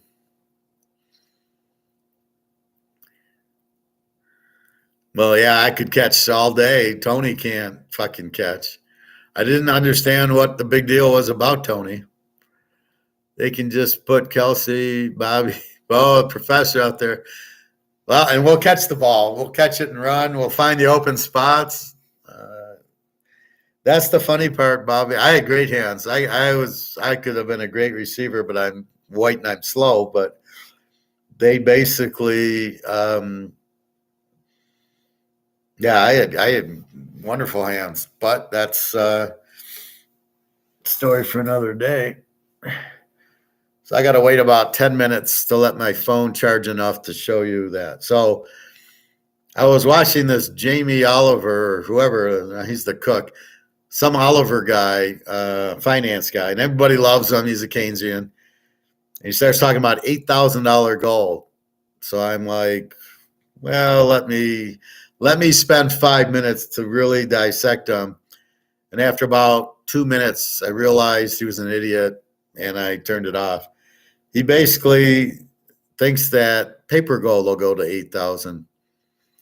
And I'm like wondering, I don't get it. Why are all these guys so stupid? And then I realized because they're all salesmen, they don't have the mentality to understand in the way of an INFJ stoic Austrian economist understands, and the football helps because I understand fixing, right? And so they don't understand the price is fixed. They don't understand it's paper gold, derivative gold. They don't understand it's going away because of the Russians and Chinese. So all these variables that I get, I'm the only one that seems to get it. Maybe Egon gets it. And sometimes Alligator gets it, kind of. Mark McGuire doesn't get it. It's blow up COMEX and get a real physical price. Why are we using, and when I really plugged in inflation into it, it made perfect sense. So why is the dollar worthless? Because they're printing it, right? They're inflating this to zero. This is my euro, but it's the same thing. They're printing and printing and printing. It has no value. The U.S. is printing and printing and printing. It has no value.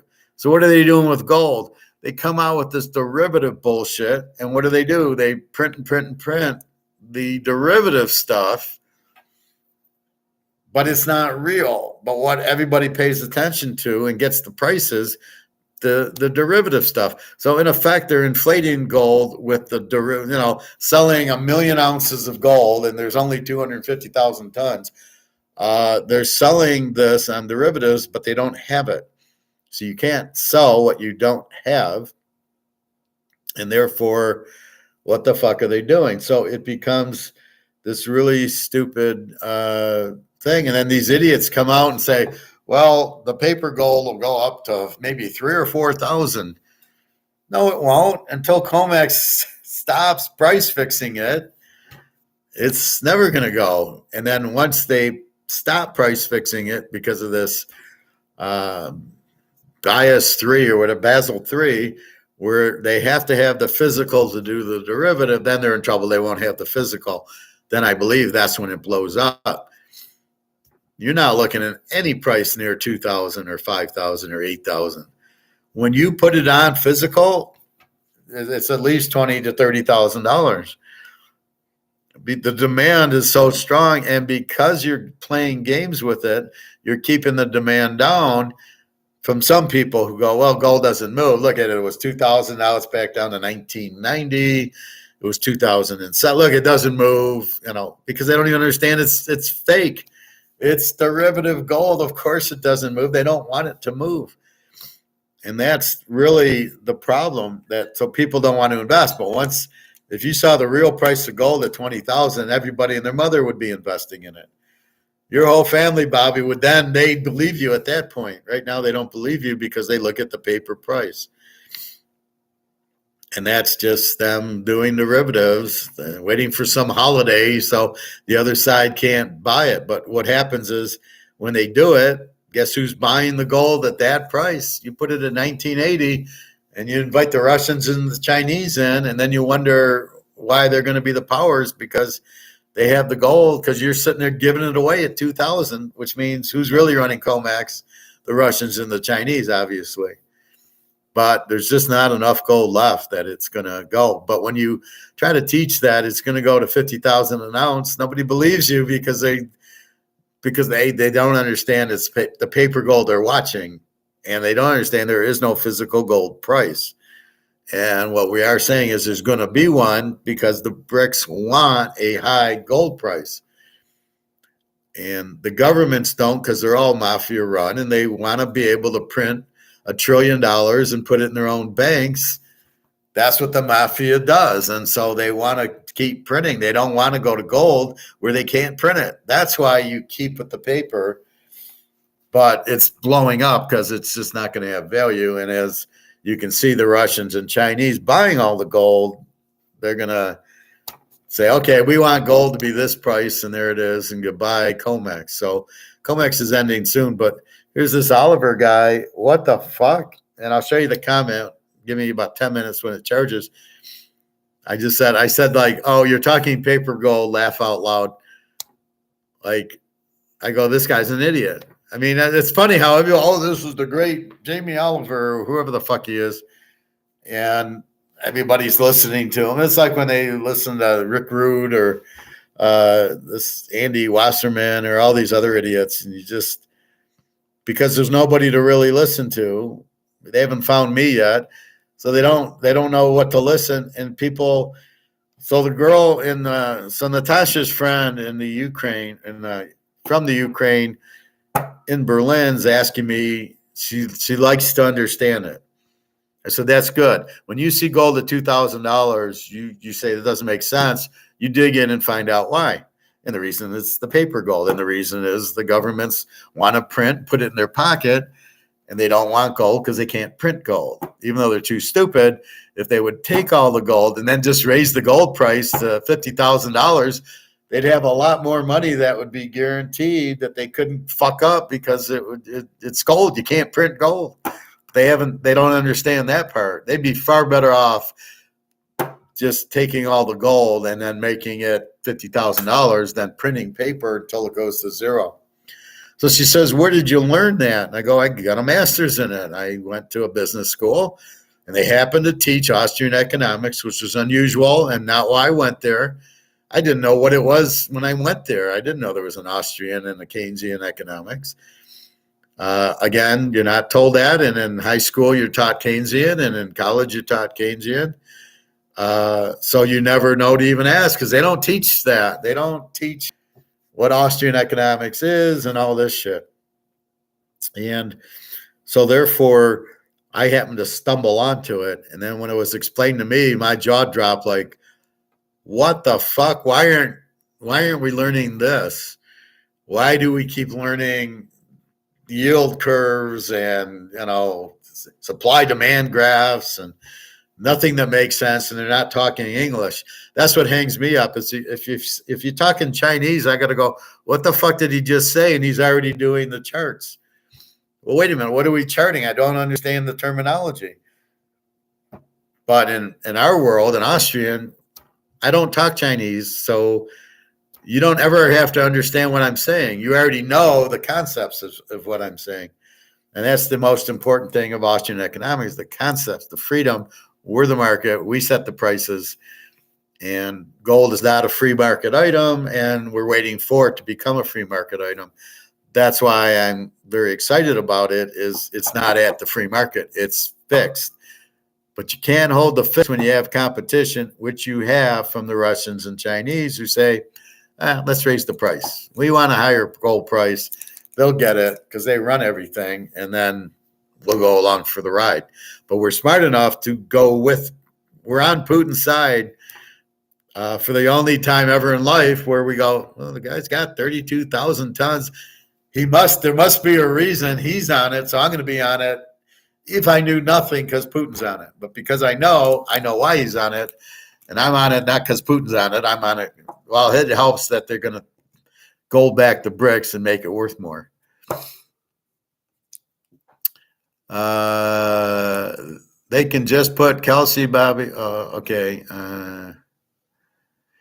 Mahomes is yelling hard at the refs, and we know they suck too, but he needs to be yelling at his receivers. Well, he needs to be yelling at Tony for jumping off sides, lining up off sides, which is even worse. How do you line up off sides? And then I agree that the refs shouldn't be calling those penalties. I think that's ridiculous that the refs are calling so many penalties. I think it's like basketball. There's a time you call the foul and a time you let it go. And I think in that situation, they should have let it go.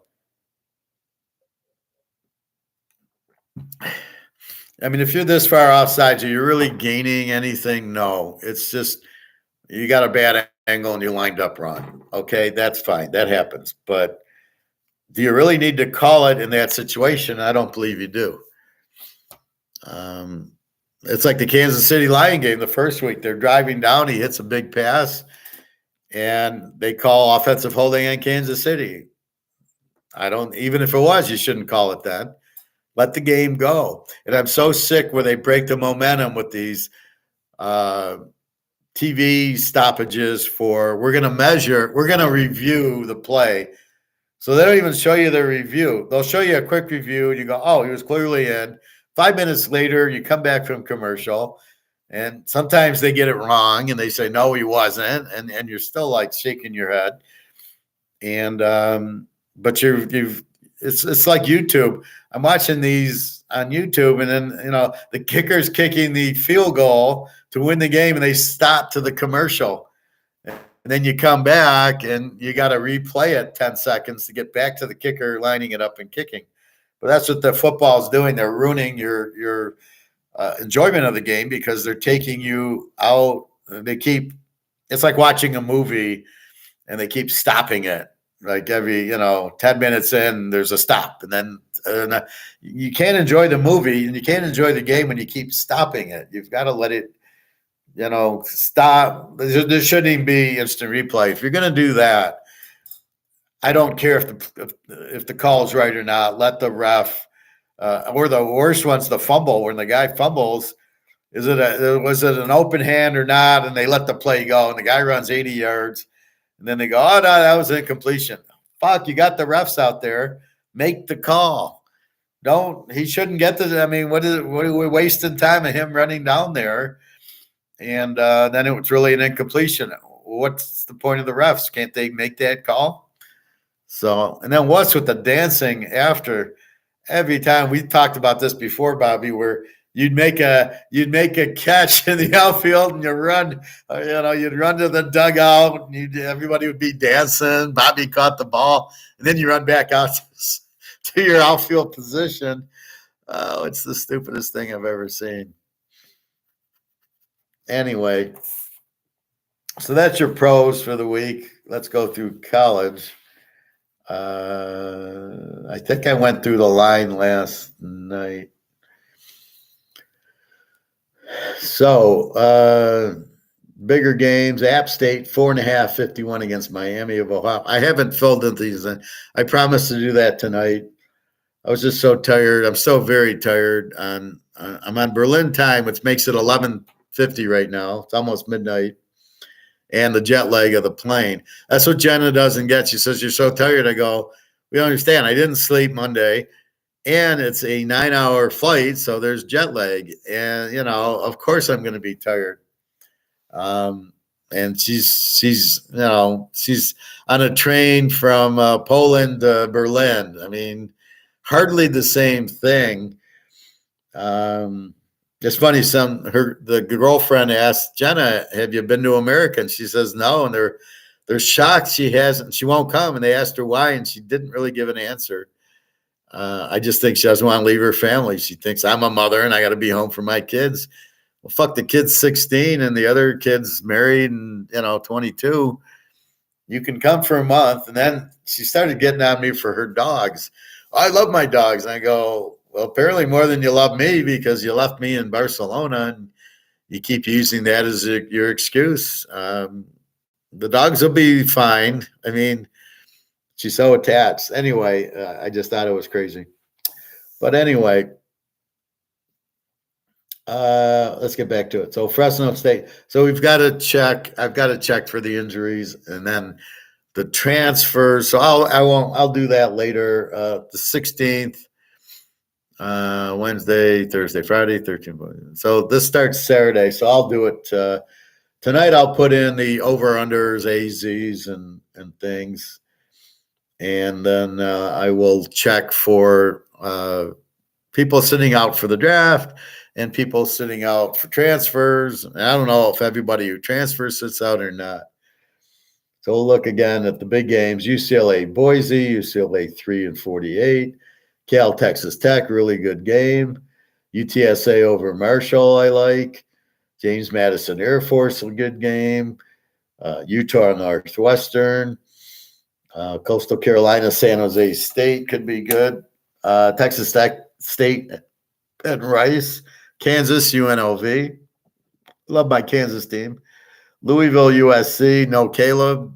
A&M Oak State. I got Ali, whatever his last name is the running back. I can't believe he didn't win the Heisman. NC State. Kansas State, good game. Arizona, Oklahoma. I don't think Gabriel is playing. Iowa State, Memphis. Ohio State, Missouri, good game. Missouri 1.5, 48 over Ohio State. Missouri's a really good team. I don't know what the fuck if Ohio State's quarterback transferred. How good's the backup? Again, we don't know. Ole Miss and Penn State should be a good one. Georgia, Florida State. That's your real play game. That should be the playoff game. Georgia, Florida State. And then the winner should move on. So you should pick 2 or 3 of these games, right? Georgia, Florida State, maybe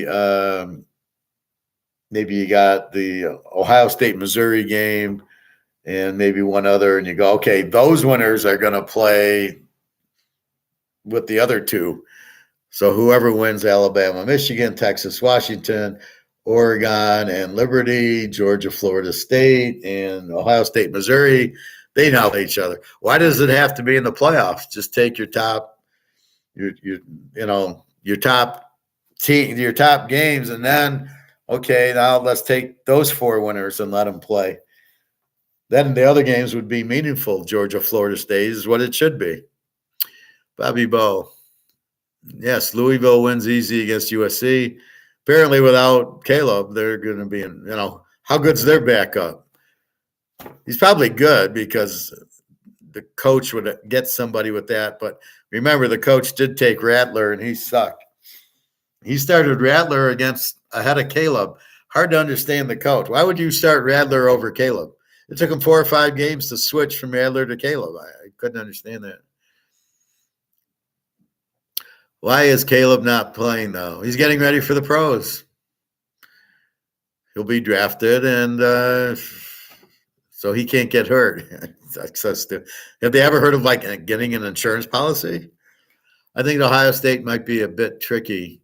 Well, do they care? I think it's a good win for Missouri. Missouri's a very good team. They're right up there with Ohio State. Question is the backup quarterback again. Caleb's and Ohio State's and all these teams where the quarterback isn't playing, then it's up to the backup.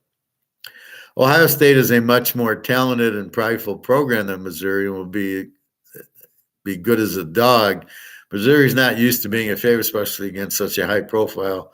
Well, I agree with you there, but if Ohio State was playing all their players, I'd lock Ohio State as a dog like I did against Michigan. That was the lock, Ohio State over Michigan, and it won. And that was the same thing. But here you got, is Marvin Harrison playing? Well, if the quarterback's not, maybe he's not. Their defense is really strong, and their offense without the quarterback and Marvin Harrison is going to struggle. Missouri's a good offensive team, decent defensive team. But I hear what you're saying. I smell what you're cooking, Bobby. Ohio State still is Ohio State. They got all good players, so even it's just an opportunity for the backup receiver and the backup quarterback to play.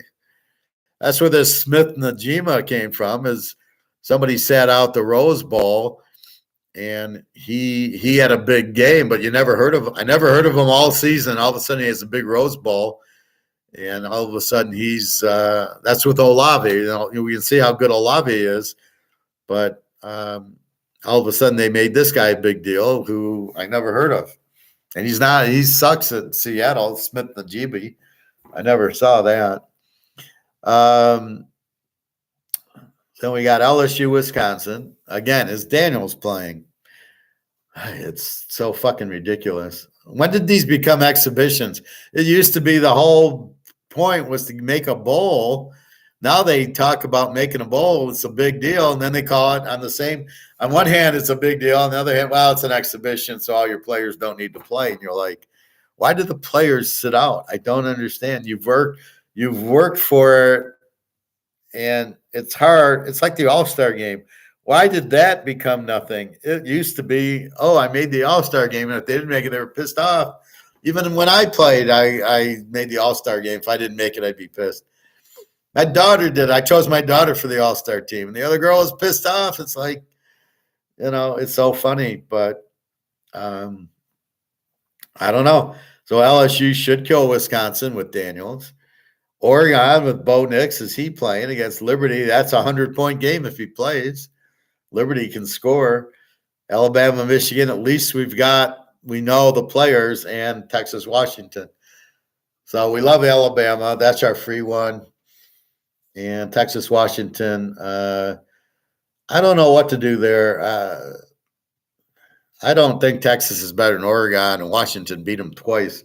I think Washington comes to play. It's going to be a tough matchup for Texas. Texas has a good defense, but I don't know. I think Washington. I think this is a high-scoring, close game because if Oregon had a better defense than Texas couldn't stop them, I don't really see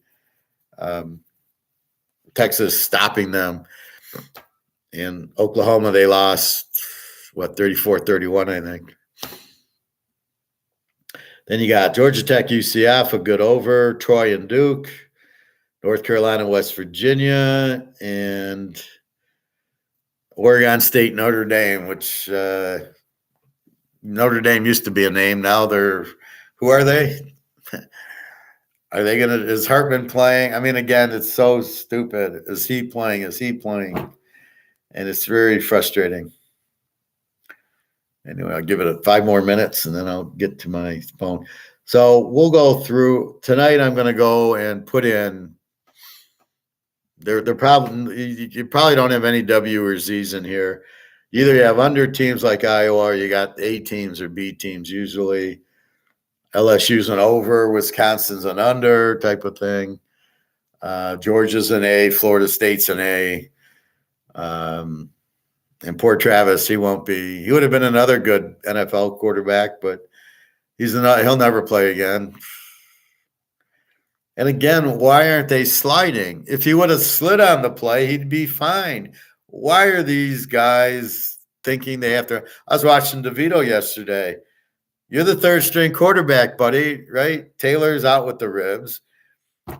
Jones is out, and you're running into guys and you're not sliding. Can you not comprehend they got hurt running? Everybody else gets hurt running, and you're going to run around and not slide, and you're it? This is your big moment. Why aren't you sliding? I don't understand what it goes through. There's two things, that, and then the other thing I don't understand, it's fourth down, and the guy throws a 20-yard pass, and the idiot intercepts it. Do you not understand if you don't intercept it and it's incomplete, you get the ball 20 yards farther up the field where they play. So if it's at the 40-yard line and it's incomplete, you get the ball at the 40. No, you intercepted at the 15, and then you get tackled at the 20. You just cost your team 20 yards. It's fourth down. What are you doing intercepting the ball? Now, I know in the contract it's probably for so many interceptions – you get a bonus, but what they should do, but if you do that, you lose an interception. You got 5, now you got 4 because you shouldn't have intercepted it. I mean, something's wrong. Obviously, it's the contract, but why are these guys intercepting the ball when you get the ball 20 yards up the field if you just don't intercept it? Unbelievable. So, yes, bowls, except for the Alabama and the Texas game, we don't know if everybody's playing or not. We think, like in Bowling Green, Minnesota, you probably, although Minnesota quarterbacks entering the portal, but let's say Texas State Rice, you probably get the players, right? And Kansas UNLV, you probably get the players. So you can make a normal bet on that. It's more Daniels and Bo Nix and Georgia, Florida State. Travers is already sitting out. And I don't think Georgia's quarterback's sitting out. He's a freshman. So I think you actually get the teams there. Just Ohio State's quarterback sitting out. So this will be interesting. And except for the Alabama, which I'm already giving you as a free pick with Denver, and I'd bet it very strong and in multiple teasers. So this is how you bet the teaser. You've got your games. Alabama, Denver. Big fucking bet. Oh, and by the way, I'm going to put them with this team, and I'm going to put them with this team, and I'm going to play them in 3 teasers. I mean, how often do you get Alabama? And do you think on January 1st that spread's going to be Michigan minus 1.5? Or by then it's going to be Alabama minus 2.5, right? I don't think that spread stays Michigan minus 1.5. I'll be shocked if Alabama's not the favorite on January 1st. So let's take advantage of it now. And it's on the board, so it's bettable. That's how the professor's mind works. But by now we know our teams. We know Alabama. We know LSU. We know Georgia. We know Florida State without the quarterback. We don't know Liberty, Oregon, because Liberty's explosive in the Sun Belt or Conference USA, wherever they live, but Oregon's a whole different animal for them. Iowa, Tennessee, Iowa with all the injuries. This is a huge over-under for them. It's 35 in an Iowa game. Anything over 30, I didn't think anything was over 30. And it's probably still an under at 35 because they're not going to score on Tennessee. Tennessee will light them up. They won't. It'll probably be a 30 to 40 point game. It's probably still an under. There's no way that game's getting into the 50s. And the other big over-under is Georgia Tech UCF is a big over game. West Virginia, North Carolina, if everybody plays, is a big over game. But again, I don't know if the guy's going to play for North Carolina. SMU's quarterback broke his leg before the Tulane game. So this will be an interesting one. Oregon State, Notre Dame. Is Hartman playing? Oogly Boogly, we don't care. We prefer him playing. I guess the backup, Childs, is supposed to be really good. but I think he'll try. The Oregon State coach went to Michigan State. Are you okay? You're going to Michigan State to play Michigan, Ohio State, Penn State every year, plus whoever else. You don't have a chance. And this Oregon State guy isn't that good. I mean, he's okay as a coach. He's not like the Oregon guy. Notre Dame's terribly coached team. Kansas, I like. Louisville was Bobby said, but I don't. Is Louis? Do they have any players that would go to the draft? Maybe a defensive player. Will the Oak State running back play? So there's a lot of questions that we have to go day by day.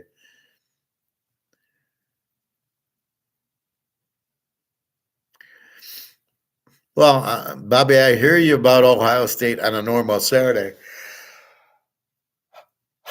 Like I said, they covered against Michigan. They covered against Notre Dame. I'm sure they would have, if this game was a normal game, if it was at Missouri and they're getting 2, I'm locking Ohio State in 8. But if I'm losing Harrison and the quarterback, and they're prideful, but we'll see what does that mean.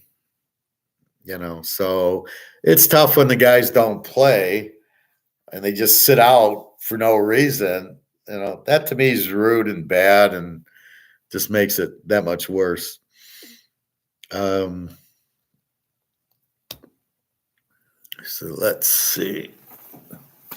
Let's see where my charge is at. Oh, 38. Okay. So let's enter the world of gold. It's one of the worlds that we love to go into.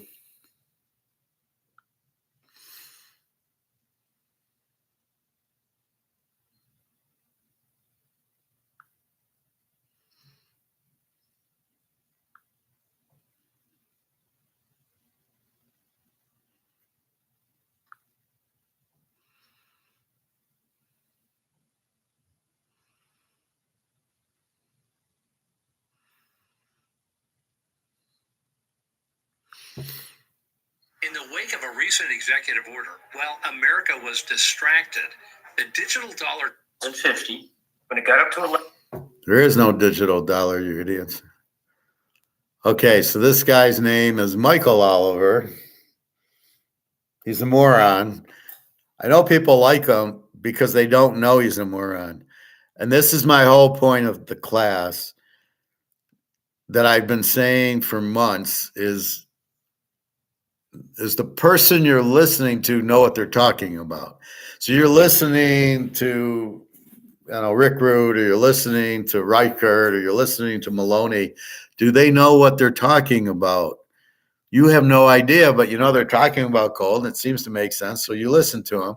But you really don't know if what they're saying is true because it's so far over everybody's head because of the way they teach economics. Nobody knows what the fuck they're talking about.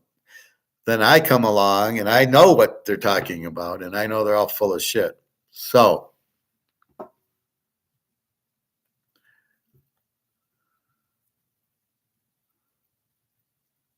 here's my comment about the video.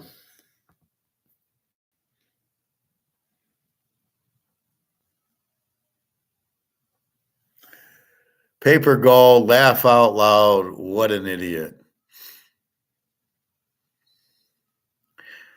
Then I see this Ronald underneath me say, great interview. Gold is tied to inflation. No, it isn't. And not interest rates. So gold can travel up with rates and usually does. Again, he doesn't know what he's talking about. If one of you were read that, what would you do with it? It's tied to inflation. It's got nothing to do with inflation. It's the problem. It's the Ponzi scheme they're playing on you. You don't know what it is, and you don't know what causes it to do it. It's just the same as a fucking Mickey Mantle card, or the Pat Mahomes card, or the Brady card, or the Bobby card. It's the same thing. It's got nothing to do with anything. It's supply and demand. If more people want it, the price goes up. It's as simple as that. That's what gold is, but it's price fixed, which nobody realizes, so nobody knows what to do with it. That's the problem with it. So let's look at moron. We'll only need to listen for like a minute.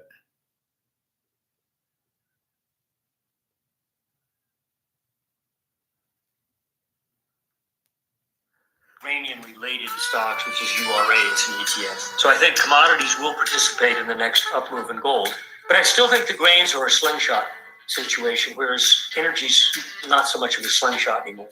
Yes, uranium might go further, but I think it's the core foods, the grains, that have the most dynamic in terms of percent gain. All right, Michael.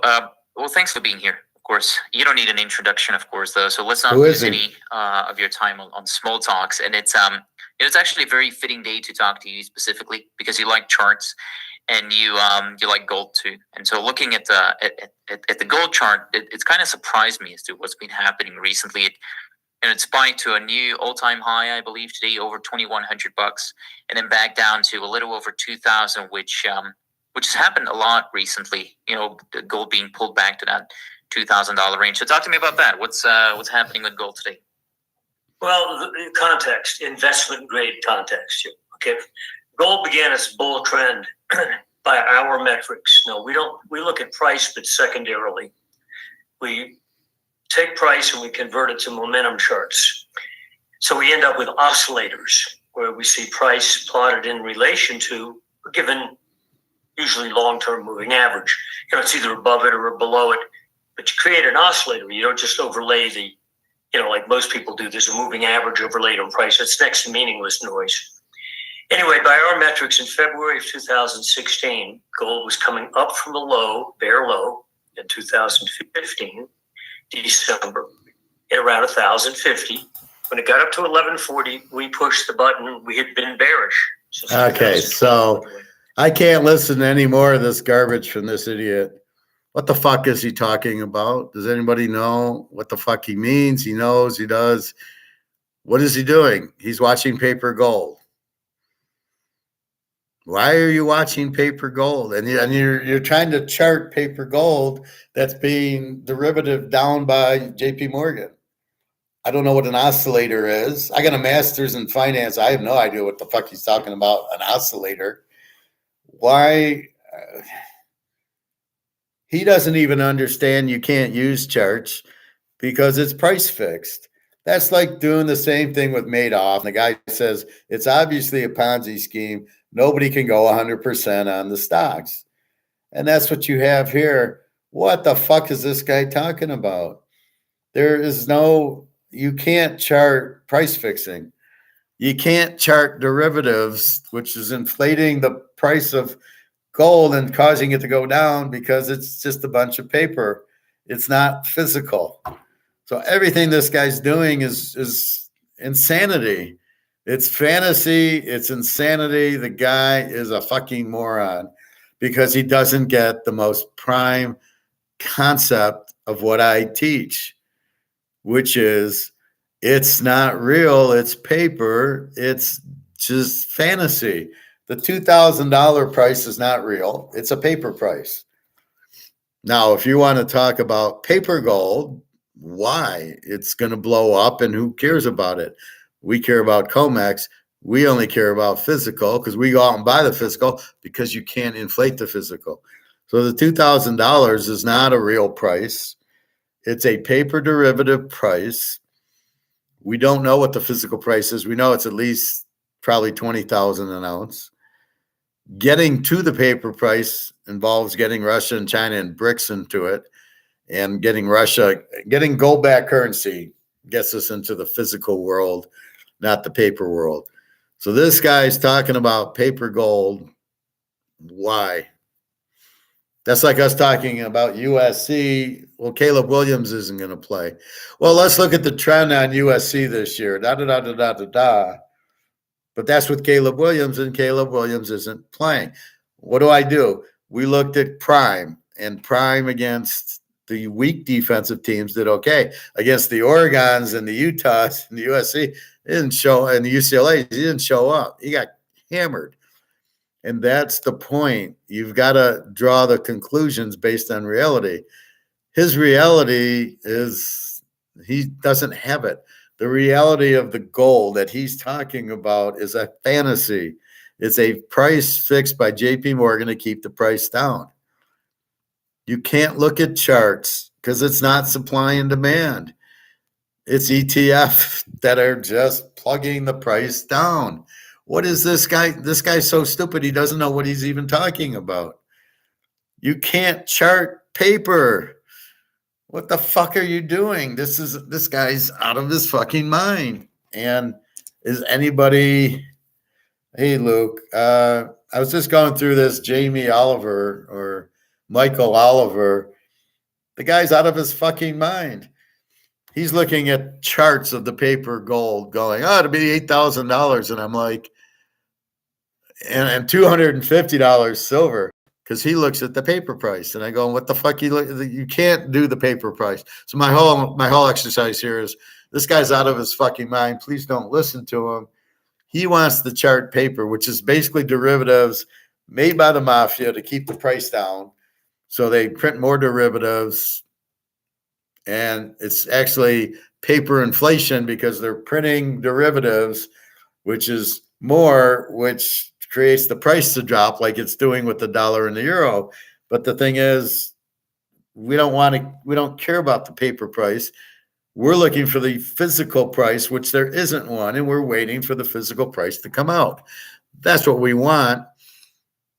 What are you talking about? And this guy's sitting there going, oh yeah, we're looking at charts and oscillators, and we're trying. This is what I am trying to keep you away from the class, away from idiots like that. As soon as you see charts and they're charting paper gold, turn it off.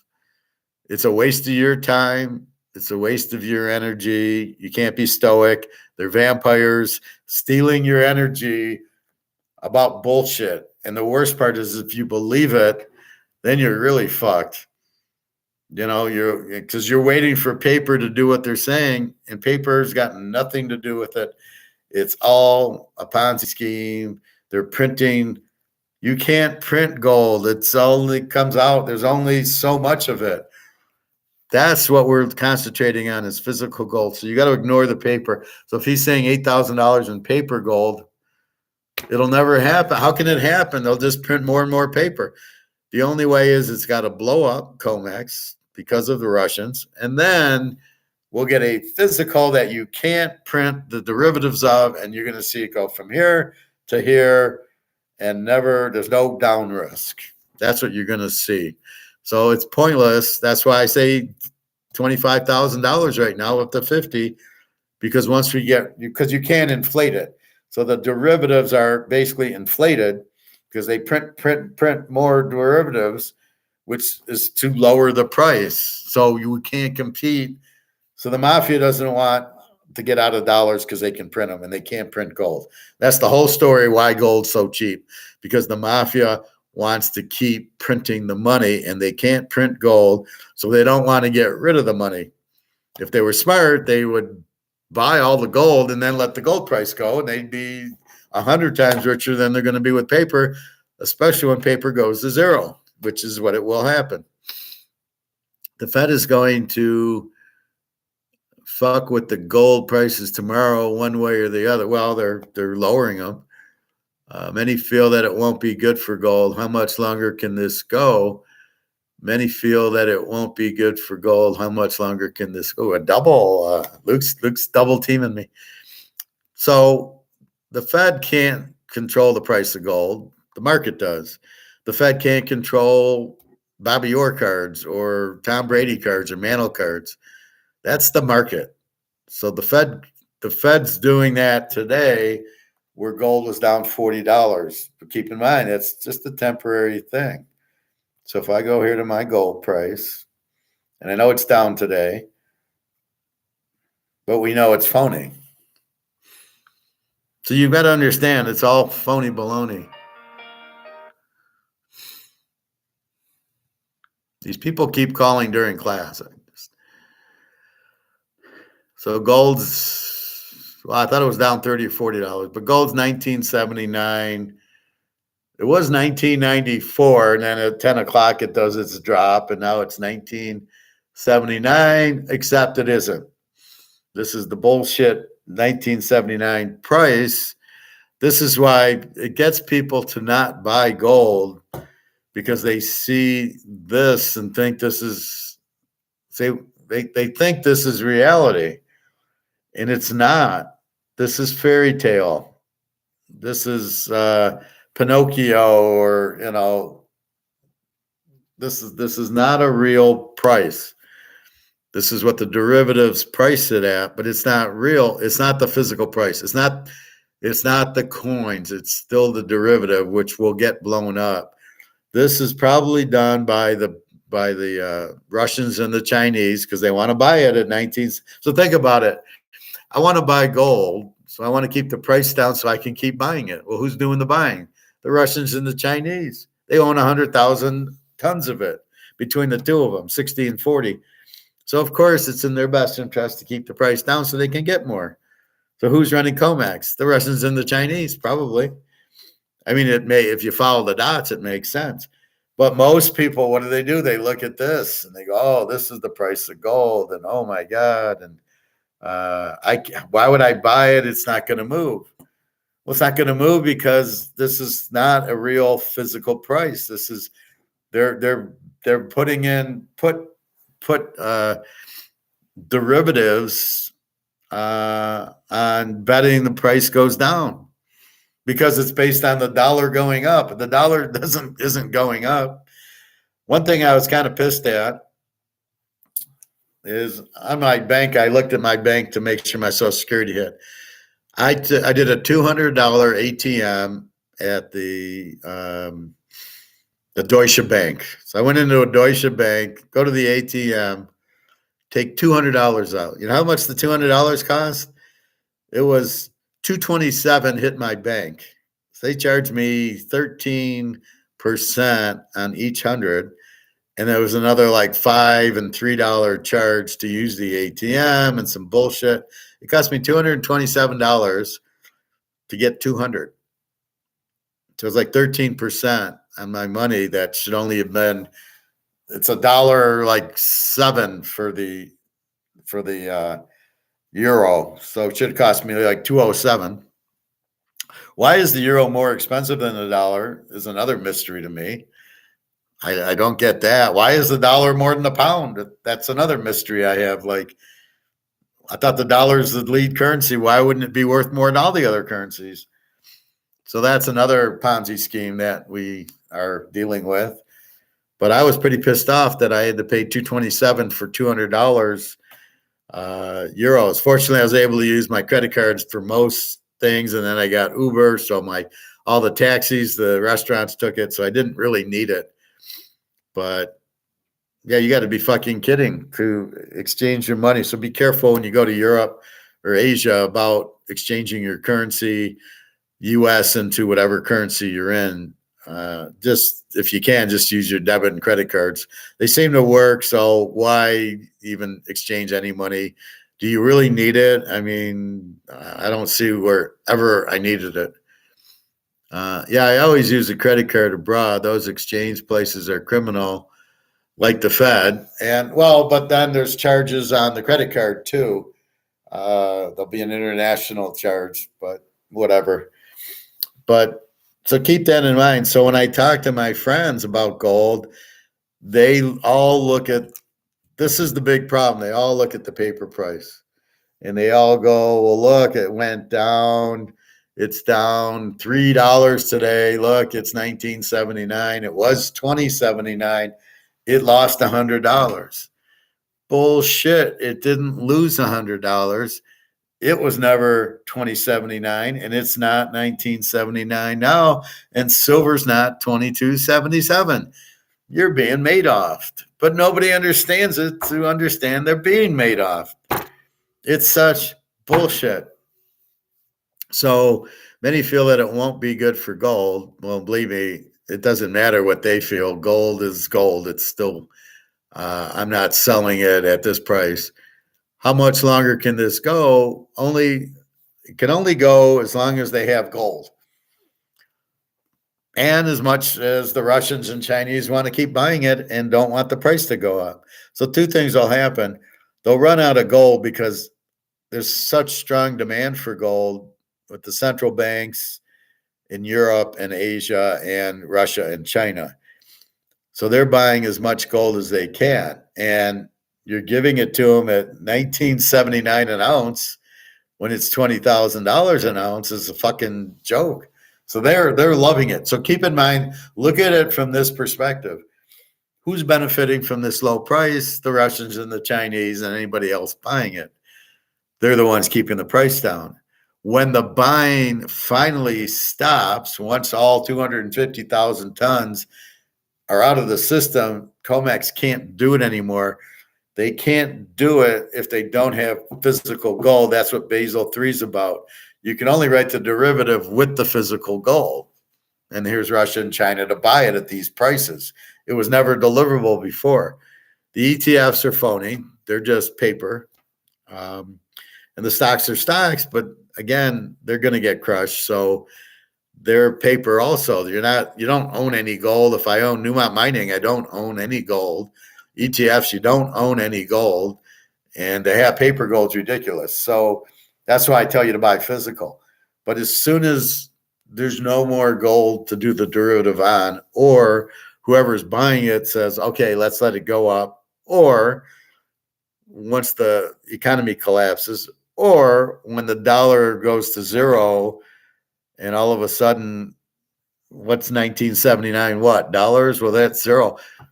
So, or when the ruble goes gold back, or when BRICS goes gold back, any of those causes the end of the dollar, causes the end of this price fixing gold paper bullshit. Or when they finally want the price to go up. So there's about 12 different reasons that it'll go. And it's at the end of the line now. And again, just understand that. You get the concept. The concept is you can't inflate physical gold. And you get the concept that this is not physical gold, this is paper gold. Once you understand this is paper, so you ignore the price because it doesn't matter, because the 1979 or the 1994 is all an illusion anyway. It's people selling option derivatives. They don't have the gold. They're selling it with the only intent to lower the price, and then they make some money. I'm not sure how they make their money, but I think they sell the derivative and somebody buys the derivative.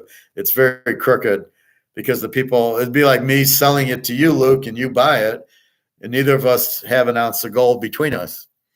How is that legal? But the people running the courts are the mafia, turn their cheek, go, well, I don't know what they're talking. I don't know what they're doing. No, they're fine. So that's really what you have is, and this is why you're going to fight the mafia, really? How about the Russian mafia? You're going to fight them? Or the Chinese mafia? So you can't fight them. It's just you have to wait till they want the gold price to go up because they'll be greedy and they'll start realizing that nobody wants the dollar. And when the dollar goes out of value, it's at what? 99% down. All I know is $100 is worth one and $1 is worth this. So this is what $1 is worth. How much longer can people still keep using the money? Okay, so for example, I'm in Germany and the FX rate's 13%. It was like $1.27 for the US dollar. Well, wait a minute. I thought it's $1. I thought it was like $1, like €1 is 95 cents to the dollar or something like that. The dollar's 95 cents euros. That's only like a 5-cent difference. Yet in Germany, and this was same in Barcelona, they wanted like $1.25 for the dollar. So don't tell me there's no inflation. We might not see it, but they're seeing it. That's a good sign because when they don't want it, is when it goes to zero. And then here goes gold to the moon. So there's a lot of different scenarios. These wars should certainly kick gold much, much higher. So why isn't gold making that higher? Why isn't inflation making it higher? I went to the grocery store today because I hadn't had food in the house. And all I got little pack of chicken, so I'm going to make chicken thighs later. And I got my pita bread, and I got my dark chocolates, and there's no fruit, there's no bananas. I didn't eat avocados. I got 2 salad dressings in my cans. I got a thing of butter because it was on sale.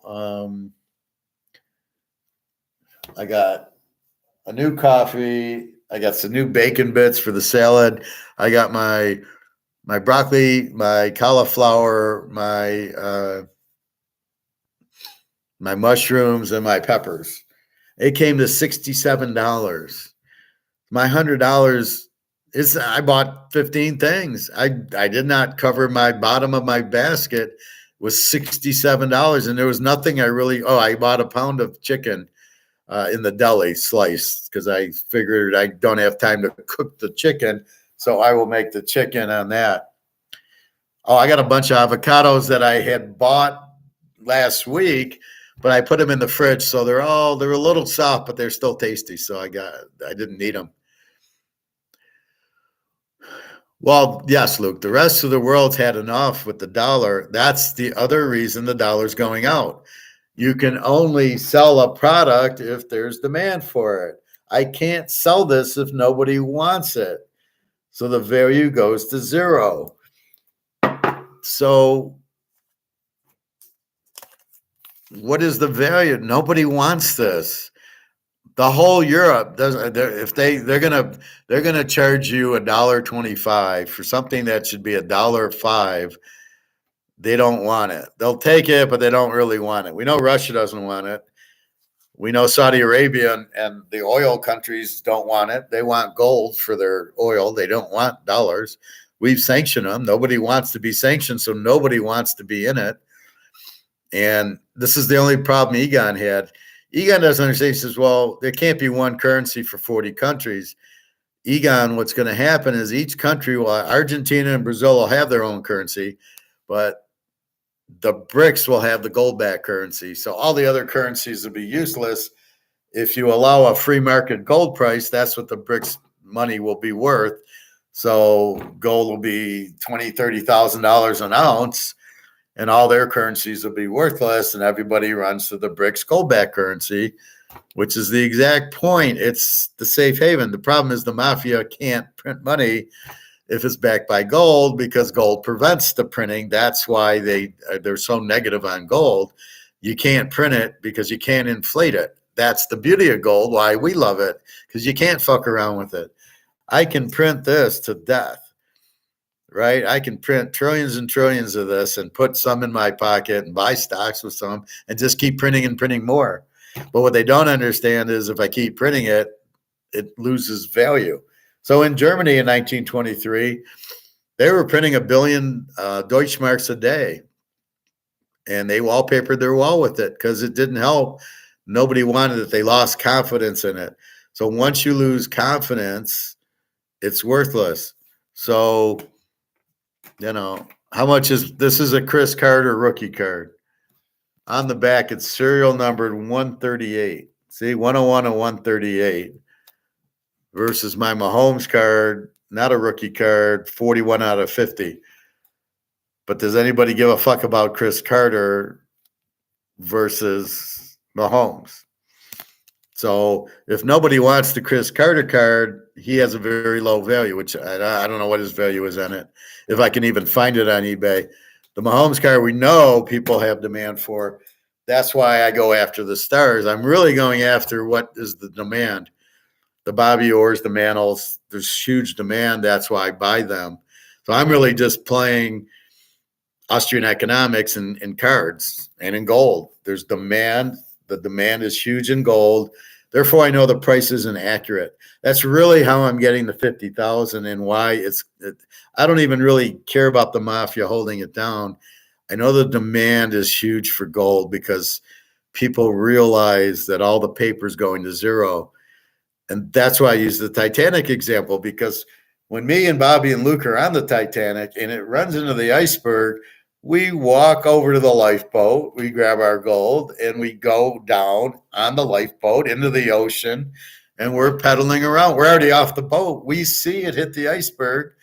So from there, it's going to, the water is coming in, it's going to sink, and everybody's going to try to get out at the same time. And we're just kind of calmly walking over, getting into a lifeboat, and off we go because we already know what's going to happen. And it's the same thing here.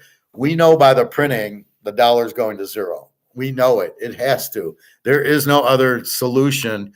You can't recover from the printing. Interest rates are just bullshit. How does interest rates really affect the price of the dollar? How does it make the dollar worth more? It doesn't. So it's nothing to do with that. Interest rates are based on inflation, getting paid back. So if I give Bobby 10,000 to buy a car, I want dollars that are valued higher than I don't want Bobby to give me inflated dollars. So if he gives me 10 grand back, he's really giving me 8.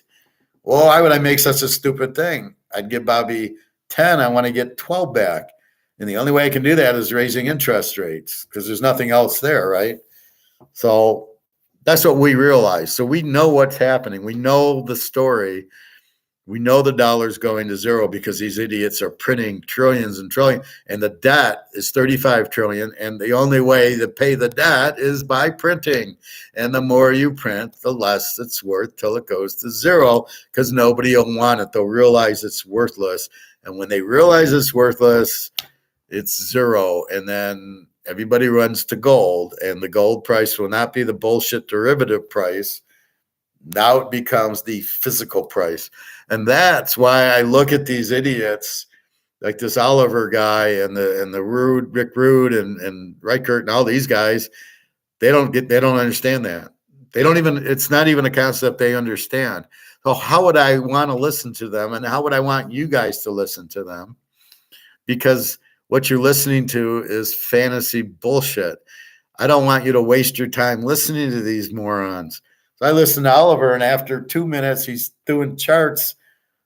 I give him a negative, and I say, this guy's out of his fucking mind. He's an idiot. Shake my head, laugh out loud, paper gold, goodbye. And that's all. I'm not going to waste time listening, and people will, and they'll take it out, and they'll buy gold thinking it'll go to 8,000 because Jamie Oliver said. And where's he getting 8,000? He's looking at a chart. And what are the variables on the chart? Does it include the derivatives? Does it include actual physical gold? Does it include Russia, China, BRICS? No, it doesn't include any of that shit because how could it? And so that's why I try to stop you and say, don't, it's poison fruit. Right? It's the poison apple, and I'm trying to say, don't eat it. Bobby, don't eat the poison apple. And you're like, oh, I like apples. And I'm like, don't eat it. It'll kill you. And that's what I'm saying here is just don't listen. What's the point of listening to the guy? I'm telling you everything that's going to happen. What is the point of listening to Jamie L. or Rick Rude or Reichert or Maloney or any of these idiots? What is the point of listening to them?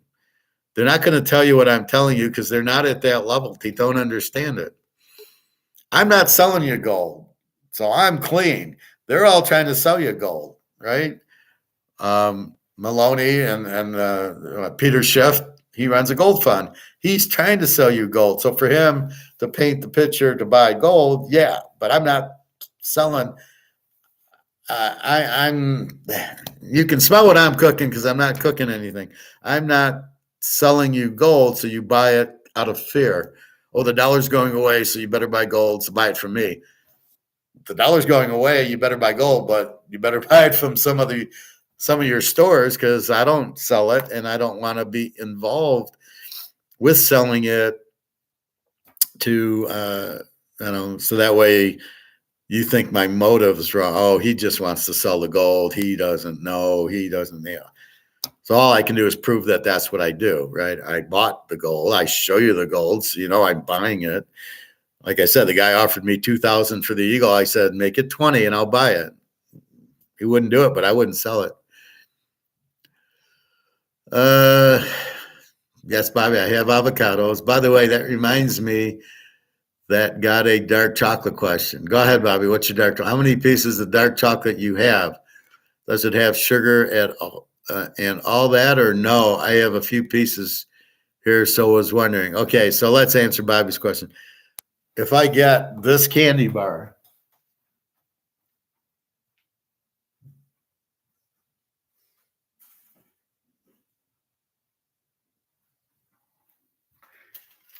So this is what I buy.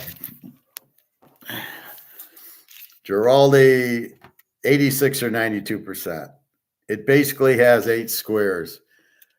Its ingredients are unsweetened chocolate, cocoa, butter, cane sugar, milk fat, natural flavor. But because it's 86% cocoa, there's only 4 grams. There's only 4 grams of sugar in it. So it's very low in sugar because it's very high in cocoa. Cocoa is a very healthy, like cinnamon and honey. It's a little sugar, but it's very, very healthy. So I open it up and there's 8 bars. Okay, so they come in bars. So I normally have about 4 bars a day. So I eat 2 and then I might eat 1 and then 1. So I'll eat this last one later. And it gives me a sweet tooth. It satisfies my sweet tooth and it's very healthy over a chocolate donut or M&Ms and Oreos. This is extremely healthy. And be careful when it says dark chocolate. You want that 85 to 95 dark chocolate because it's mostly all cocoa. And that's why I'm eating it. It's very healthy. The same thing with cinnamon. It's extremely healthy for you. So I'm eating the cinnamon. It's a little sugar, but you just eat a little in moderation. So 4 squares. 4 squares. So like have your lunch, have 2 for dessert, and then maybe after dinner have 2 more. And if you have a sweet tooth, when it tends, when you run out of it, you tend to get a sweet tooth. You start craving the chocolate. But as you can see, I got 2 today, and that'll last me like 4 days. I try to eat 4 squares today, 4 squares tomorrow, and then the next 2 days. So that's the beauty of it. But there's a lot of stuff in food that nobody knows. Like cocoa is very healthy, ginger very healthy, lemons, olive oil. Stay away from regular oil. The reason you don't want fried foods when you go out to the restaurant is because they keep the same fryer going. So the frying is getting done over and over and over. It's very unhealthy. So you could fry French fries at home if you took like I put the olive oil in the pan and let it go, and then I can put onions or potatoes in it and let it fry. That's perfectly healthy. I used olive oil in one time. So I'm not reusing it. And the problem is when they put the fries in the vat and it starts smoldering, they don't drain the oil. So then the next thing of fries goes in and the next thing. That's why it's very unhealthy, like in McDonald's or Burger King, to eat the fries. It's all the fat from the oil, and they're not using olive oil. So I tend not to get fries. I'd rather get a baked potato where they're not dealing with the fries. So you got to be careful with the fried food at these places because they're reusing the oil and it ain't olive oil. So if you get a baked potato instead, it's they didn't cook it in, they just heated it up. And then if you bring your Ken's Kraft, your Ken's French dressing, that's what you use for the baked potato. But yes, that's what I do, Bobby. 4 bars, and it's very good. It's a nice change of pace. But Luke, Bobby, you buying more silver and gold? Bobby, I thought Chris Carter was supposed to be a great receiver. Yeah, but he's not like Randy Moss, and he's not like Jerry Rice. So he was a good receiver, but not demanded. There's no real. You'd rather have Jerry Rice 1 and Randy Moss 2, and then Steve Largent, these others, and then and it might be worth. If this came back at 10, I'm sure it's worth something. It's limited to 138, so I would assume it has some value. That was a beautiful thing about this. This set, this Vanguard, was beautiful, but all the rookies. This is where I got the Brady 700 count is in this set, and you didn't even notice it. Then you look on the back and you see the serial number, and you go, "Fuck! I got a Brady card there's only 700, a rookie card. I know that's worth like 20,000. Again, I got to get it graded, but I don't really know why. These are pretty pristine cards. There's no centering. All the bottoms are pretty similar. There's no centering. The corners are sharp because it's fairly new. 1997 or no, like 2000, and nice pictures. And I love the logos. So I don't know, but the Brady card, it was 20 grand, might be 30 or 40 grand. But what would you rather have? An ounce? Would you rather have this card? Let's say this is worth 5,000 because it's 50 count, or an ounce of gold. What would you rather have? And we're taking into China, Russia, we're taking into the rest of the world who are getting off of the dollar. Would you rather have this at 5 grand or an ounce of gold? Right now, you might go for Mahomes, but I would think that an ounce of gold is going to be worth more. And that's where I get some of these numbers. Why is the Montana card 125,000? You don't think gold's going to get there? But that's free market, and that's where I look at gold. If you let it go free fucking market, it'll get there easy, 50,000. Again, in the free market on eBay, but not when you're given a phony COMEX price of this bullshit 1980. You know, when you give this price, it's all bullshit, and then you're what are you going to do with it? So that's the problem. It's all bullshit, and that's why when I see the Montana at 125,000, how do I think gold's only worth 2,000? Are you kidding me?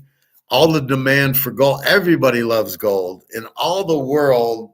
Most people understand it and would rather have it.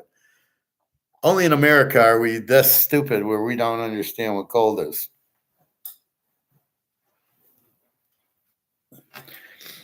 And that's the thing. And the reason I asked, because people see this and don't understand what this is. So if you look at this,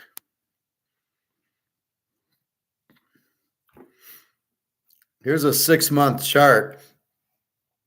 So of course you wouldn't buy gold because you don't see it do anything. But this is fantasy. This isn't even a price of gold. This is a derivative price. So it went from 1950 to 1810 to 2050, and now it's 1990. And people think this is the real price of gold. They're out of their fucking minds. This is a derivative controlled price fixed price, not free market. That's the most important thing I'm teaching you is free market, which means what does the market say? And what they're trying to do is get rid of the free market and have government control everything, which is a nightmare. You know, you don't want to have that. That's what communism is. They tell you what it's worth. The market has to determine it. So if you let gold go in a free market, it's at least $20,000 minimum. That's where I get my numbers from. So then it becomes, how do we get to the free market of a real physical gold and not the derivative bullshit? But people don't even understand it. So they think, oh, the real price of gold is the derivative bullshit. They don't even know it's not a real price. It's just bullshit price.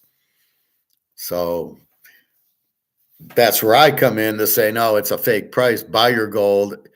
You're buying a $25,000 an ounce piece of gold for $2,000.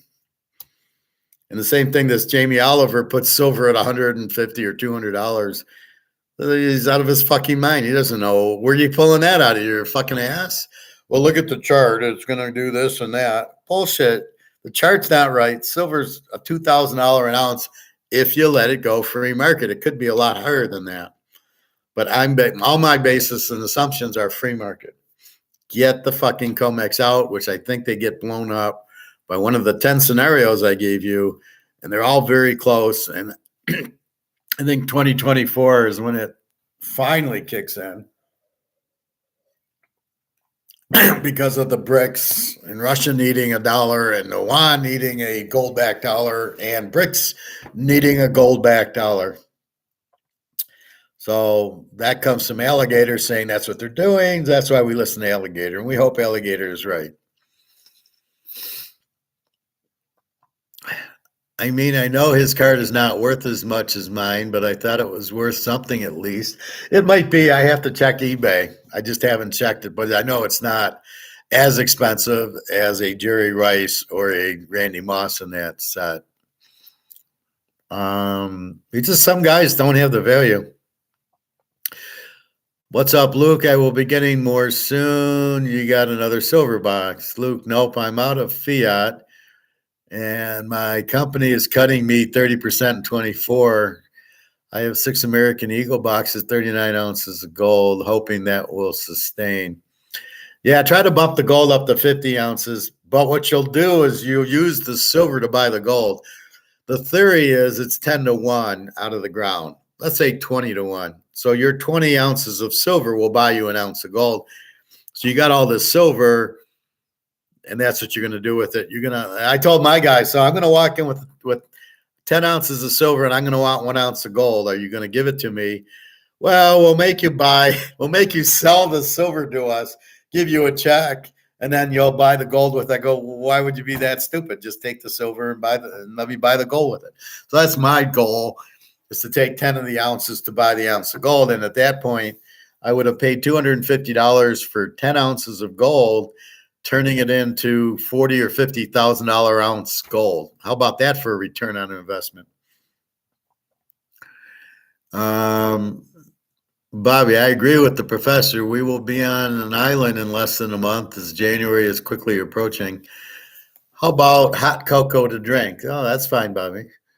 Matter of fact, I just ordered an air fryer today. All right. Yeah, Randy Moss was the man. Well, Jerry Rice was the man. Then it was Randy Moss, and that Tim Brown was pretty good, but I don't think he's got the props of. I think he's far below Rice and Moss, but Rice is the number one. That Brady miss was crazy back in 2008. It's a shame they lost to sorry ass Eli in the Super Bowl that year and not go undefeated with the championship. Hey, Greg and John. Well, that's the whole thing. How the Giants got in the playoffs is ridiculous.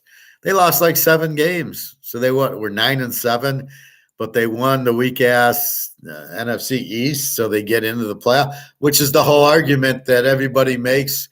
Oh, we can't have Boise in the playoffs or Cincinnati last year, or,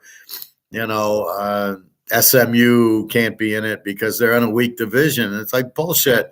The Giants had 7 losses. Could you imagine them in college letting a 7-loss team in? Well, we're going to let LSU and Texas A&M in the bowl and Clemson, and I mean that's what you would get is. But they can't. Everybody says they can't win yet.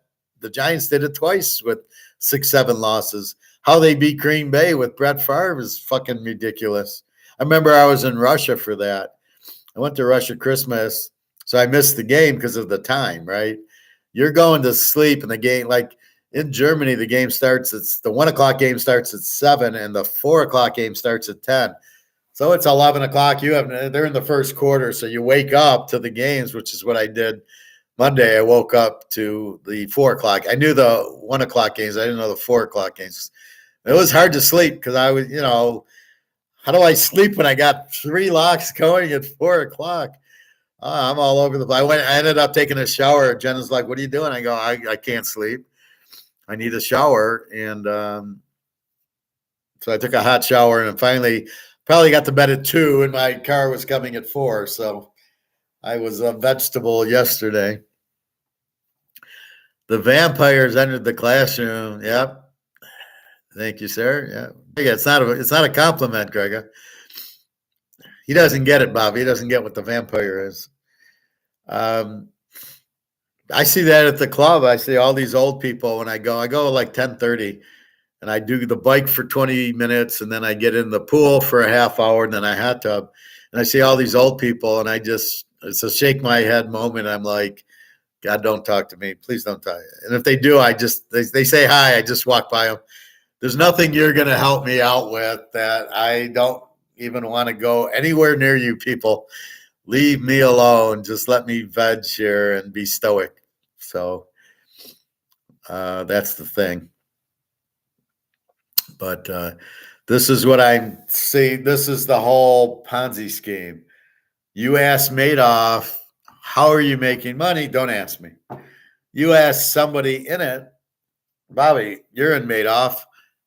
How does he do it? And Bobby would go, I don't know, but I get 15% every month or whatever you get paid off. I don't know, but I get paid, so I'm okay. Well, then why would I get into it if I don't know how it's being done? Why would I invest in it? you don't know how gold's being done. You don't know that, you don't understand how gold sets the price.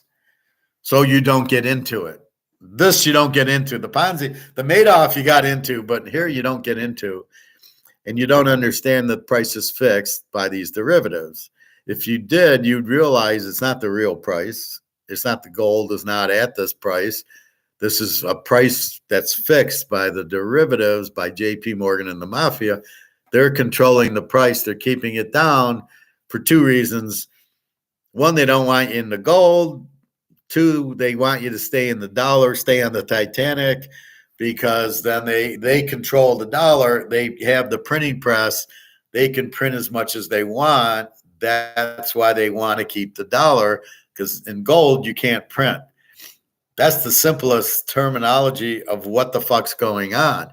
So now that gives you a better, broader scope of why it isn't moving. And then the question is, well, when will the mafia let the price go? And as you know, it's hard to do that. But as you know, because of the other mafias in Russia and China, they're more apt to let it go. And then because it's a commodity, the dollar, the fiat that nobody wants, you can't keep printing it. Again, I take you to Germany in 1923. They printed 1 billion marks a day and nobody wanted it. And their wallpaper in their walls because it was worthless. Because if nobody wants it, it's worthless. That's why I come up with the 60-year-old woman. When she's 20, everybody wants her. When she's 60, nobody wants to date her. So that's what the dollar is. 60 years old now, and nobody wants to date her. And then when you put sanctions out there and all this other bullshit, nobody even wants to deal with the U.S. And then everybody's pissed at the U.S. anyway. In Europe, everybody hates America because they think we're all smart asses and we're all rich and they work hard. They don't realize they're in socialism and that there's nothing they can do and the government steals all their money. They don't understand that, but they see us all being millionaires, and we're all millionaires, and they don't understand that either. And therefore, that's the big problem. So they all hate America anyway, so they don't want dollars. But gold is the great equalizer. And so I was telling the cab driver driving me to the airport, we're talking gold, and he got it. He understood. He said, yeah, I got to go buy gold.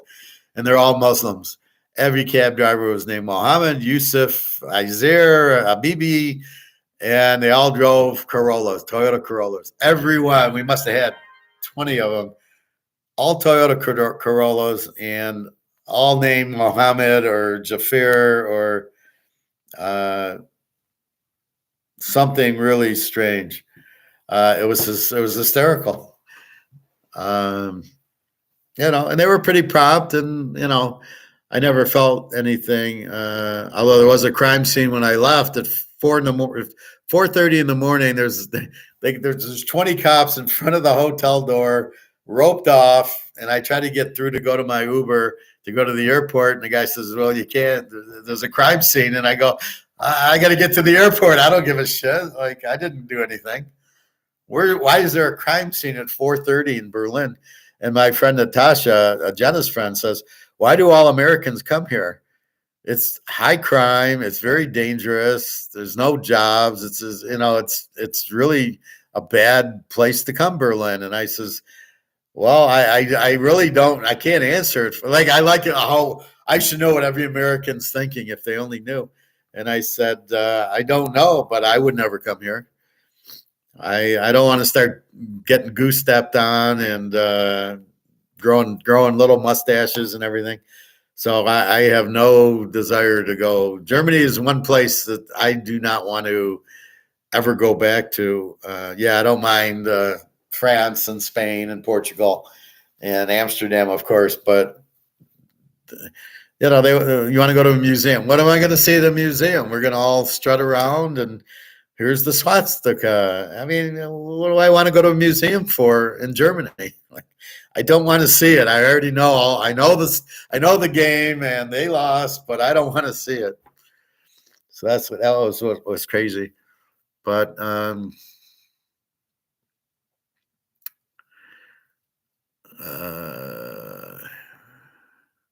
yeah, I was rooting for my boy Favre and was disappointed when the Packers lost. That went to overtime and he threw an interception. You knew Jenna? No, this was Natasha, and I was in Russia in 2007, I guess, right around my divorce. She must love getting the smackdown laid on by the professor. Yeah. She has a good time with me. Yep, I get her in a figure four and woo for a while. But no, this is a Russian girl I met in Moscow. I don't talk to her anymore. And then Daria, we're waiting on the passport. She was all upset. Oh, Daria, Lena can't get out of school until December 29th. What are we going to do? But she'll be ready January 1st through 7th is their Christmas break. And this is in Russia. So well, that's fine. We'll celebrate Christmas December 30th to January 7th. I don't care. We'll be in Turkey. And I'm like, I don't care when I celebrate it. It's who I'm celebrating it with. And I said, that's fine. So she was all happy that I said, no problem. I told her, why don't we just tell the teacher that Alana's got the flu? She says, that won't work. This is Russia. It won't work. I need I got to take her to the doctor and get a doctor's note. She's got the flu. And I'm like, this is Russia? Like they're that strict on school? Like, oh my God. It's just crazy.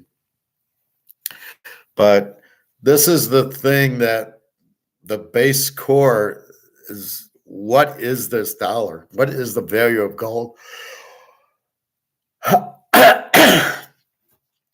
That's what I'm really trying to teach, is to think. Now, the best part about being stoic is when you see gold at 2,000, you ask yourself why. Where does the value come from? Why is it only 2,000? We've answered those questions. We mean me and myself, but we answered the question. But the key that I'm trying to get through to everybody is to ask the question. If something looks out of line, you ask the question, why? And then you dig in. There was one on Stoic on being the smartest guy in the room, and that's what the smartest guy in the room does. I'd be the smartest guy in the room, or you guys, if you want to talk gold and you're in the room and they start talking gold, you're the smartest guy in the room because you're the only one that understands the real mechanism of the derivative gold price of 19, whatever we're at here. You would be the only one that can explain it. And then you can tell the guy's full of shit who's trying to explain it. So it's at 1979. Is it still 1979? Yeah, 1979. You can explain why it's 1979. You're the smartest guy in the room when we're talking gold. And you know it's physical, it's paper, not physical. So the whole system's corrupt because they keep using this paper price. And I keep asking, why aren't we using a physical? I send that to Mark McGuire every Friday. Why aren't we using the physical price for gold? Why are we using this paper bullshit derivative price? I'll never get an answer because I don't think he even understands or knows why. I can't explain it. And it's done by the U.S. and London, sets the price. Why is the price set?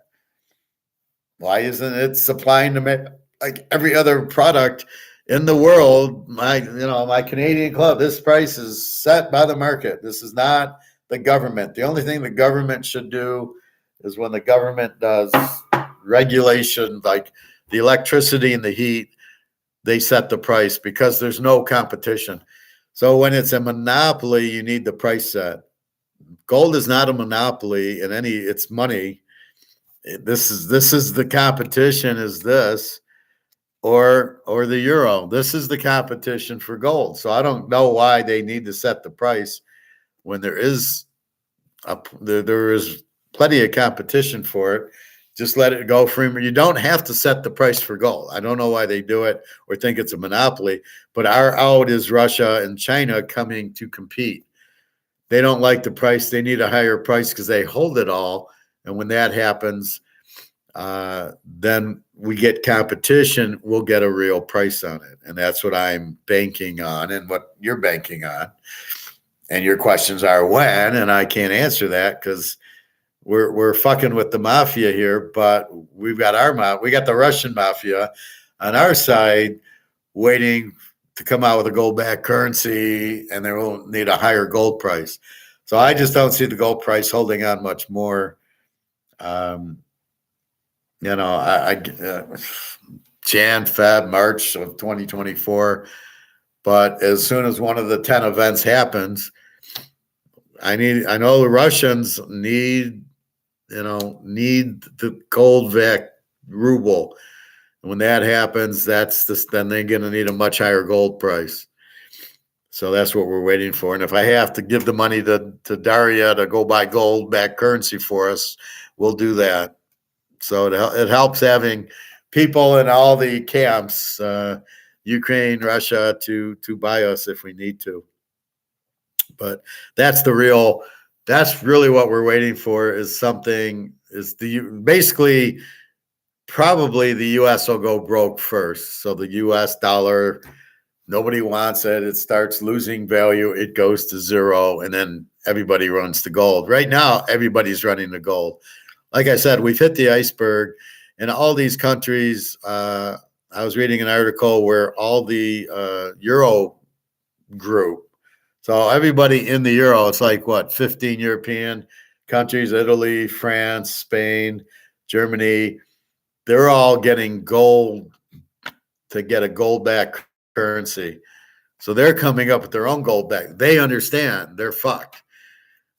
The Russians and Chinese understand they're fucked.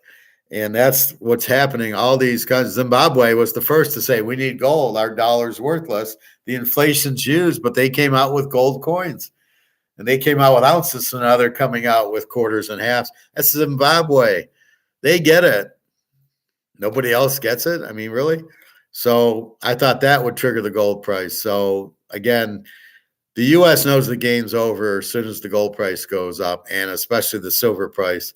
So they're doing all they can, but there's only so much rope to tug on until there's nothing left, and then they can't hold on. And just look at the Romans. They did the same thing. They took all the gold and silver out of their coins, and I'm sure they made it last as long as they could.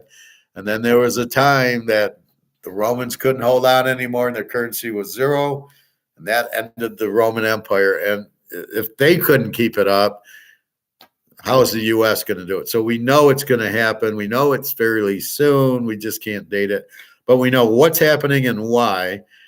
We know the dollar's worthless, and we know gold is silver are where to be. And all we can do, it's like the Titanic hit the iceberg, but it didn't sink right away, right? It took, I guess, 3 or 4 hours to sink.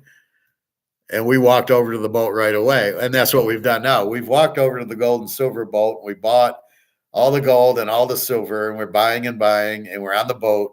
We're already on the boat. So we understand that that's what you need to buy, and we've already done it. Now we're waiting for the boat to sink. And Luke keeps asking me, when's the boat going to sink? When's the Titanic going down? Look, the water's flowing in. Anytime now, it'll be sinking. But again, how do you know an exact time? So you don't. And that's why I show you Egon and Alligator to at least give you some impotence of, I see what he sees, and it's just a matter of time. So Egon just says, look, it's going to happen. It's just be patient and wait for it. And but we know what we're fighting. It's definitely a dollar gold war, and the people in charge of the U.S. don't want the dollar to go out of value, and they're rich people, and they don't want it to be worthless for them. So that's what we're really fighting.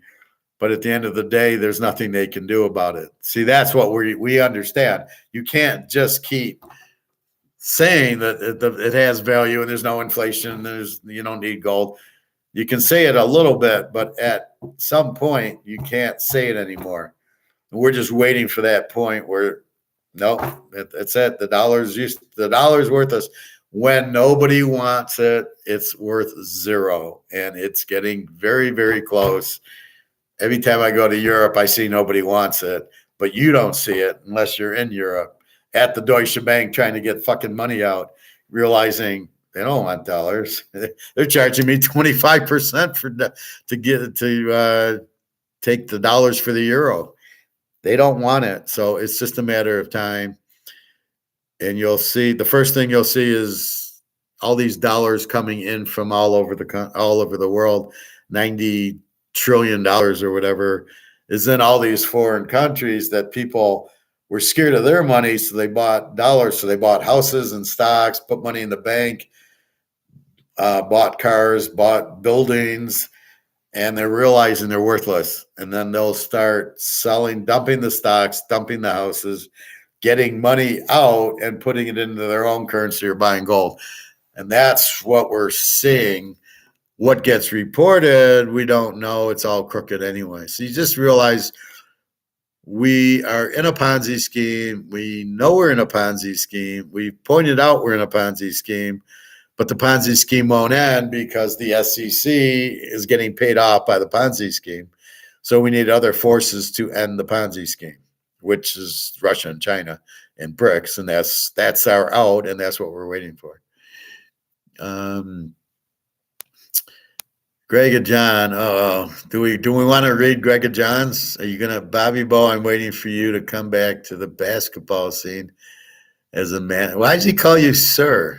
Greg and John. What is he, like 10 years old? Calls you sir? Greg and John. Bobby's not going to come back. If he does, he's going to come back as Barry Bonds. He said. I hear Saudi started trading oil in other currencies. Well, they're now trading oil and gold. They want gold for their oil. They don't want the other currencies.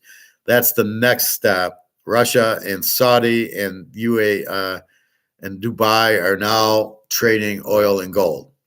They do not want. And I noticed my gas prices are really low right now. It was like $3 a gallon. It used to be like, it went up to like 380, 390. It was, I saw today, 297 or something for oil. I'm like, what the fuck? To fill up the car. So again, if demand switching to electric, it's beautiful because then my gas power car will be fine and I won't have to worry about finding a place to plug it in. I was telling somebody, I said, you won't have electric cars because if everybody bought an electric car, there wouldn't be enough electricity to service the electric cars, the houses, and everything that needs electricity. You wouldn't be able to do that. So there's no way they're going electric. It's just bullshit. But it's the same as saying gold has no value. So yeah, they're the Russians and the Saudis. They just met. It was in the Deutsche newspaper. There's Putin with the oil guy in Saudi Arabia talking oil. Since I couldn't read German, I couldn't read what it said, but I am sure they're like, okay, we want gold for our oil because the one thing Putin knows is the dollar's worthless. He said it's like a candy wrapper. You might as well get a Snickers candy wrapper. It's worth the same as the dollar. He knows that, and she knows that. And now everybody in BRICS knows that. So how much longer do we have a worthless dollar? So they're pointing out it's worthless. So the best thing we have is Putin saying our dollar is worthless, and the sanctions and the BRICS. And he's running BRICS January 1st, 2024. Putin takes over. And how long do you think it's going to take to get a Russian gold-backed BRICS currency out there? What, 2 days, a week? Probably January 1st they'll announce it. So I guess what happens is it's on a Friday, everything's business as usual, and over the weekend, you wake up Monday and the price is going to be through the roof. That's how it'll happen. So keep that in mind. So every Friday, I'm like, should I go buy more gold and silver? But anyway, that's what's happening. So there was the one. So don't watch this guy, this Jamie Oliver, Michael Oliver.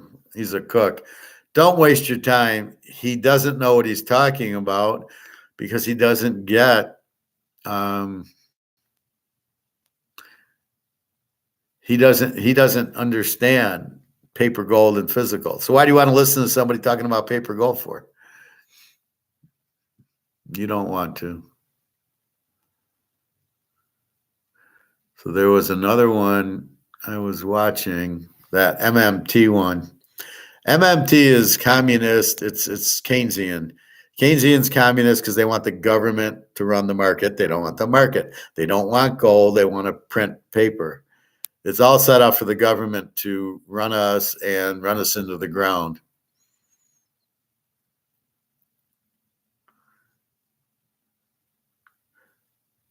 Your child needs these 3 factors to get into an Ivy League or top 25 university. What the hell? Speaking, the government can't do what you're saying can do. You're just saying, well, if the Congress just wouldn't be silly and have these arbitrary rules, there's nothing stopping them because it's fiat money. But strictly speaking, the government can't tomorrow just write a check. So this is part of without having the money. The bald guy's Austrian and the other guy's Keynesian. Am I understanding you? Yeah, and the budget constraint. The beginning of 2009. I don't know. There's one point, and I'll get to it, where they talk about gold, and even the MMT guy talks about gold. Something how it's fixed by the Congress, but see, here's a vampire statement by Grega. Giants are playing good all of a sudden. They beat Green Bay because Green Bay fumbled a punt. Are the Giants playing good? Maybe it's because Danny DeVito is looking good. What does it have to do with gold? And they're not really playing good. They won a game at home against Green Bay, who's not a very good team. This week, the Giants are at New Orleans. We'll see how they play. But again, this is so out of context. We're not talking football right now. We're talking gold. But anyway, I'll read up. But this is like a 10-year-old thing. I was just like going, how do you define MMT? But then I found it's Keynesian, so it's everything. Any MMT stuff is all bullshit. Only the Austrian, but I wanted to see how the Austrians were presented. But there's something on gold in it, but I was kind of listening and not listening, so I really got to pinpoint the time. But, again, it's 10 years old, and all they try to do is disprove Austrian economics because they don't want everybody to understand what I'm teaching. They want you in Keynesian. They don't want you to understand gold. They don't want you to understand economics. They want you so far that you have no clue what the fuck anybody's talking about. That's what they're trying to do to you. And it's ridiculous. That's why nobody understands gold, or nobody understands economics. Nobody understands supply demand.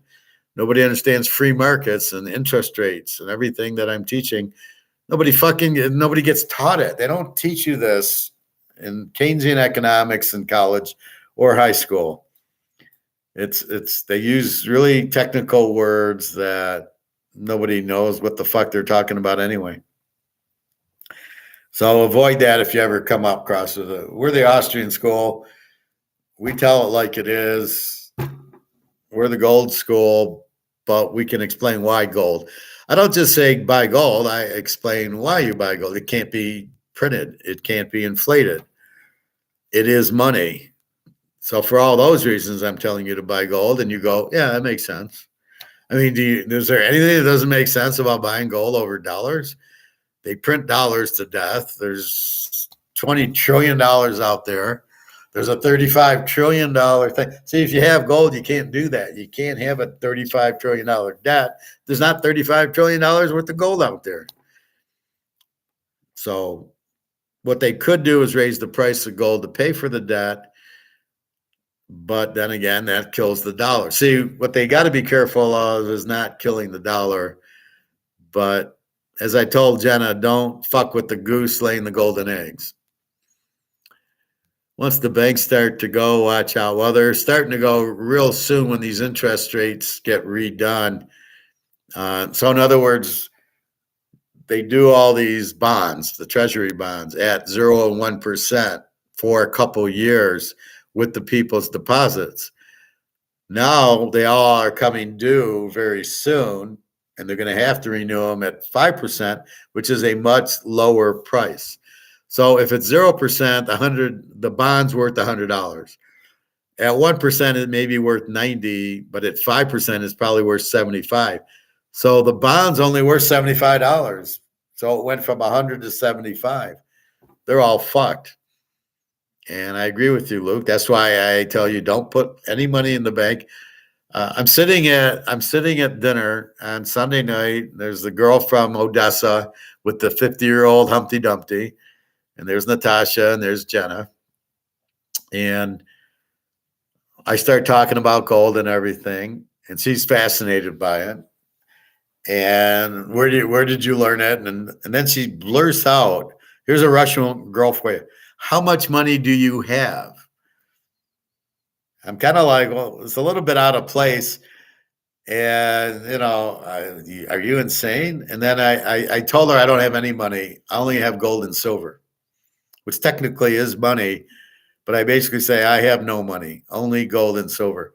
Like, this is a Russian woman. Oh, you got more money? Oh, I'll leave my Humpty Dumpty for you because you have money. This is, this is what the Russian girls do. Oh, you got more money? Okay, see you, honey. I'm only there for the money anyway. I love it. But that's what the banks will start. All the foreigners will pull their money. So they'll sell all the houses, get out of all the banks. That's what the foreigners, so the foreigners have US dollars, but they put it in the banks here, and then they bought houses. To answer your question, Bobby, that's what's going to make the housing prices fall, is all these sales that go on. TK, people always ask me how much money I have. You shouldn't answer that question. You can say I have 10 ounces of gold, but that, or something like that, but that's none of their business. You got to be stoic, because what will happen is, let's say you got 200,000 and you tell somebody, and they tell somebody, before you know it, you get robbed because they know you have $200,000. So you should never say how much you have. You got to be very careful. You can't trust your friends. Not with stuff like that. You don't even want to present that. There's no benefit. What's the benefit? He knows how much money. What you going to do with that information? You don't want to give out information like that. So be careful. But that's, you can say, oh, I own some gold. I don't tell people how many ounces I have. You guys once in a while, but normally it's I own gold and I own silver. And I'm out of the bank. I'll go that far. I'm out of the bank and I own gold and silver. That's what and I'm out of the stock market. I don't own a house. Anything that's going to go to zero, I am out of. And I'm just sitting with my gold and waiting. And as we see, we got a, I don't know if we have a long wait. We're at the end of the rope now. If you're in 1980, you got a long wait. In 1995, the gold was $250 an ounce. This cost me $500. But you did buy it at $250, and now it's worth $2,000. You made some good money, but really you didn't. You're nowhere near what the real price is. So the question really is, how do we get to the real price? How do we stop the paper derivative, and how do we get to the physical price? That's really what everybody's asking, including me, to go, what the fuck? How do we get a physical price in gold? And the ironic thing is, if we had one, none of us could buy it because gold would be 50,000 an ounce. What are you going to buy 1 or 2 ounces? Silver would be 2,000, 3,000 an ounce. So what are you going to do with that? And that's really the key is, what do you do with the few ounces, with the ounces of silver? Unfortunately for us, we're able to buy it at $25 an ounce. It's waiting for us. Now, do we believe it's going to 2,000 or we believe it's staying at 25? Most people believe it's staying at 25 because it hasn't moved and they can't figure out why, and they don't know it's paper silver. That's where they're not educated. They don't realize that it's the paper derivative silver that they're looking at 25, not the physical. The physical does run out, and with all these electric cars and solar, they use silver.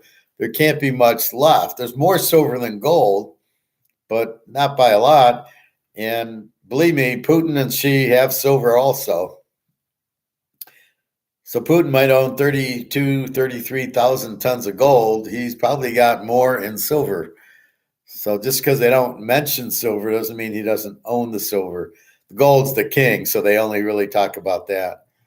But just be patient. We know it's paper. It's got nothing to do with physical. We just know there's no physical market. I mean, I've been thinking, how do we create one? And you need competition with the paper. And then so I thought about it. Okay, I'll start selling my gold at 25,000 an ounce. But who's gonna buy it? They're gonna go on eBay and see it for 2,000. They'll see the paper price and they'll buy it. So how do I get them to buy the physical price? How do we start a physical? And I can't think of a way to do that gets us away from paper. And that's where China and Russia come in. And that's what we're waiting for. But yeah, it's frustrating because it's like pulling the curtain back and realizing the wizard's bullshit. Now what do we do about it, right? So we know the gold and silver is bullshit. Now what do we do about it? And all we can really do is just wait. And we know what's going to happen. That's why I say I know what's going to happen. I know the dollar's going to zero, and I know the gold and silver go to the moon. But you can't. I say it's when nobody wants the dollar, and at what point is there like, okay, Sunday, January 2nd, it's going to happen? I mean, we don't know exactly. That's the problem, but it's happening. That's all we know. It is happening. Despite the U.S., when gold hit 2075, the U.S. immediately did all the derivatives to lower the price. So they shouldn't be doing that either. They're fucking themselves over. How much will silver go up compared to gold? I talk about that all the time, Greg and John. Go listen to one of the other videos. Again, if you pay attention in class, you would know that answer. And I'm not going to repeat it just because you don't pay attention to my class. I'm going to make you sit in the corner with a dunce hat on.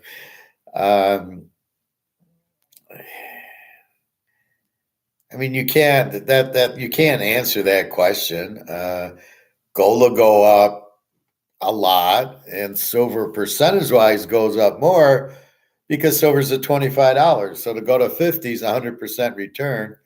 Gold's at 2,000. It's got to go to 4,000 to get the 100% return. So as it gets to 10, it's got to go to 20, but silver's still at 100, goes to 2, goes to 4, goes to 8. So, it's silver catching up, and gold basically, goes up 1,000, right? It doesn't go up $2, but just know they're both fixed, and you can't get upset or point. Now, if you need money, you just go go to the coin store, sell an ounce of gold. He'll give you the 2,000 off you. It's the simplest thing because he needs it, right? So that's what's going to happen when you sell it. You'll just go to the store. So once it really hits big money, the guy said, I'll have checks for it. So he's already prepared. I'll give you a check for 50,000. You go to the bank and cash it. I says, I'm not going to be, I don't want the fiat money when I do sell the gold. That's why I'm buying the gold now. Unless something really strong comes up where I really need money, I'm not going to sell it until the new dollar is out, whatever that may be. I think it's last call for physical. What do you mean, Luke? Last call for physical?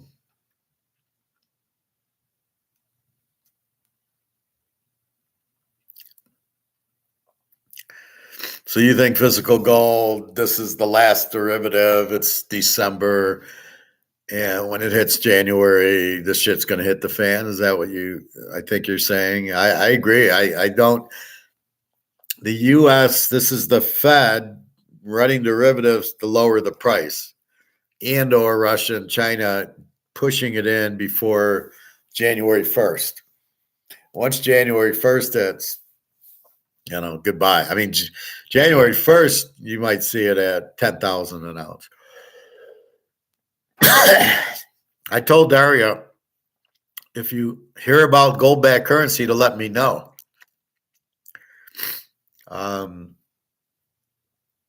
So just an FYI, because Putin will announce it in Russia, we won't hear about it because they don't want us to know anything like that.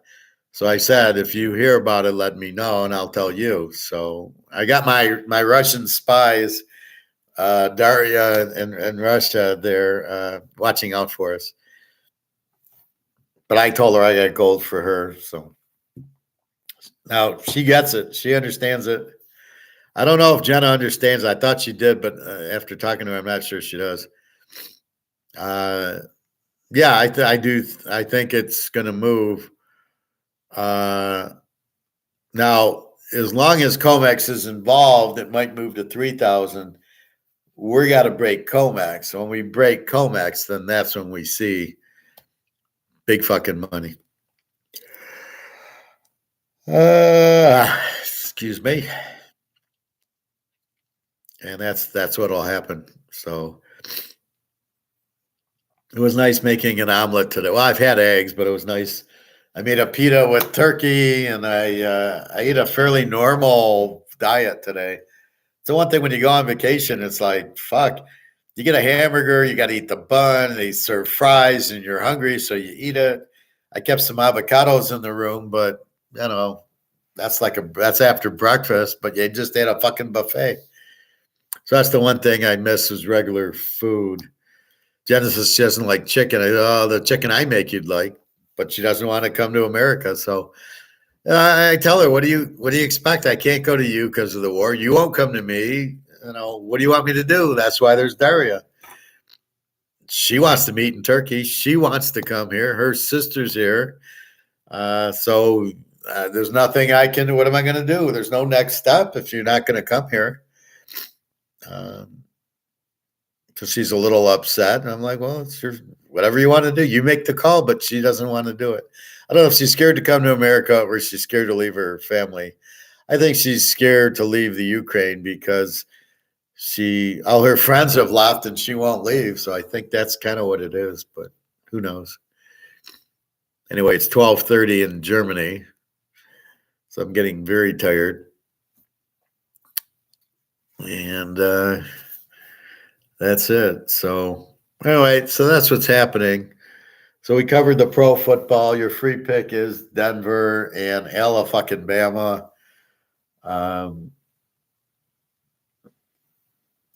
So you got that. I'll start. I went through the base injuries like we know sticking O'Connell on Thursday. Today, Tuesday. So I'm going to get into college more tomorrow. But really, college, our hands are tied. There's nothing we can really do on most of these games until we know transfer portal and that. It might even be the day or the day before the game. I think the James Madison Air Force game we'll be okay with. It's the bigger Oregon and Bo Nix and, Georgia, Florida State. I think we're okay there. Penn State, no, it's games like that where is the guy leaving or they're transferring. So we'll dig into that. The 16th is Friday. We'll start getting into that. There's about 5 games Saturday, so it starts, which is ironic because you have the pro games on Saturday. Anyway, it's all multiple class between economics, gold, and football. I think we cover everything, but I think it's important. Football is important for us, and then I got into the economics because nobody understands it, and I don't want to see people getting hurt like in Attack on Wall Street. I haven't seen that movie in a week. I think I got to watch it tonight. but that's really what's going on. So anything else before I go eat dinner? There won't be much left for sale at these prices. That's the thing, right? If I make, well, I guess my biggest thing, if I made this $5, this would be gone in 5 seconds. If I made it $100, it would be gone in 10 seconds. Then there's a point where it won't be gone. But with gold at these prices, silver at these prices, I don't know how there is any. That's the one point I don't understand. Why is there any silver left at $25 an ounce? Again, people think that the most it'll get is 50 and they don't want to buy it. They go, oh, I'm not going to make a lot. Again, they don't know. I remember back when gold hit $1,000 an ounce or 2,000 an ounce, whatever. And I thought about it as well. I'm only going to make 50%. I think it was 1,000 going to. He says it'll go to 2,000, but nowhere did he say paper and physical gold. This is a salesman selling me gold. Had no idea of paper physical and how it's manipulated and price fixed. So that's why I do my own thing, and then I know what's going on. I don't have to listen to the Rick Rudes and those idiots. Good night, Luke. Yeah, that's why I tell you to buy it, because A, it's going to be gone, and B, it ain't going to be at this price. So whatever you can buy it, if you overextend and you need to sell it back and you need money, then it's the most liquid asset there is. Where the Mahomes, I can't just go to the coin store and buy it. I have to go on eBay and sell it, or a card show and sell it. I have to go to some place there's buyers. But at the coin store, jewelry store, he's always there to buy gold and silver. Or if I wanted to sell this, he'd buy it. I took my wedding ring, and I don't know why it took so long, and I had him buy that. I got a half ounce of gold for it. So that was well worth it. What am I going to do with that wedding ring? I'm divorced. And anyway, that's about it. So anything else? Football, gold, economics, supply, demand. All right. I'll give you another minute. So Teaserking, again, should have the $100 for the bowl games, all the bowl games, including the playoffs, any locks. Same thing with the pros. You can get the pros from Thursday to the end of the year for with the college for $200. And I think you can have the pros from there. So you get week 15, 16, 17, and then the playoffs through the Super Bowl, and of course, all the locks for $100. What the hell is Christmas? So I'll do those two. Well, the one special's out there. Raw Russian girls are a little different. They're very good to you, but you can't cheat on them. You can't lie to them. They have their own standards, and they get that. So you got to realize that's your girl. Otherwise, you're not going to win. But they do. Oh, you have more money? Okay, bye, honey. I'm over with this guy. So they are more attracted to money than the person. Not all, but most. But who isn't? But they're more forward by it. Like the girl was a Russian girl who said, how much money do I have? I've never heard an American girl ever talk to me about money or gold or any of that. But anyway. All right. www.teaserking.com. If you want the bowls, you want this week's pros, the pros to the Super Bowl, all on there. So anyway, so we're getting ready for Thursday's game, San Diego and Oakland, and then 3 on Saturday. And off we go. All right, everybody. Have a good night. I'll see you tomorrow. I had to go to the grocery store because I hadn't been, so I'll probably try to be about 1 o'clock tomorrow, 1:30. Again, I'm sleeping in a little bit later, so I'm getting to the pool a little bit later. And if I need to stop for groceries, I got to do it because otherwise it's, I need dinner. Some girls always ask how much money I make at a job. Those are the ones you stay away from. If they love you, they're not going to ask you how much money you have. They might ask you what kind of car you drive instead of how much money. And if you drive a Corvette or you drive a Chevette, they will know how much money you have. But you don't really want a girl who's only interested in your money. You want a girl who's interested in you, who's nice to you, who's stoic, somebody that respects you and that you can have a good conversation with among everything else. So that's really what you want. You know, a girl that asks me how much money I have, I'm like, why do you want to know? Why is that your business? And if you're dating them, it's one thing. If you're not dating them, I don't think Jen has ever asked how much money I have. I do tell her I buy gold and silver, and I've given her, like I gave her a half ounce when we met, but I don't.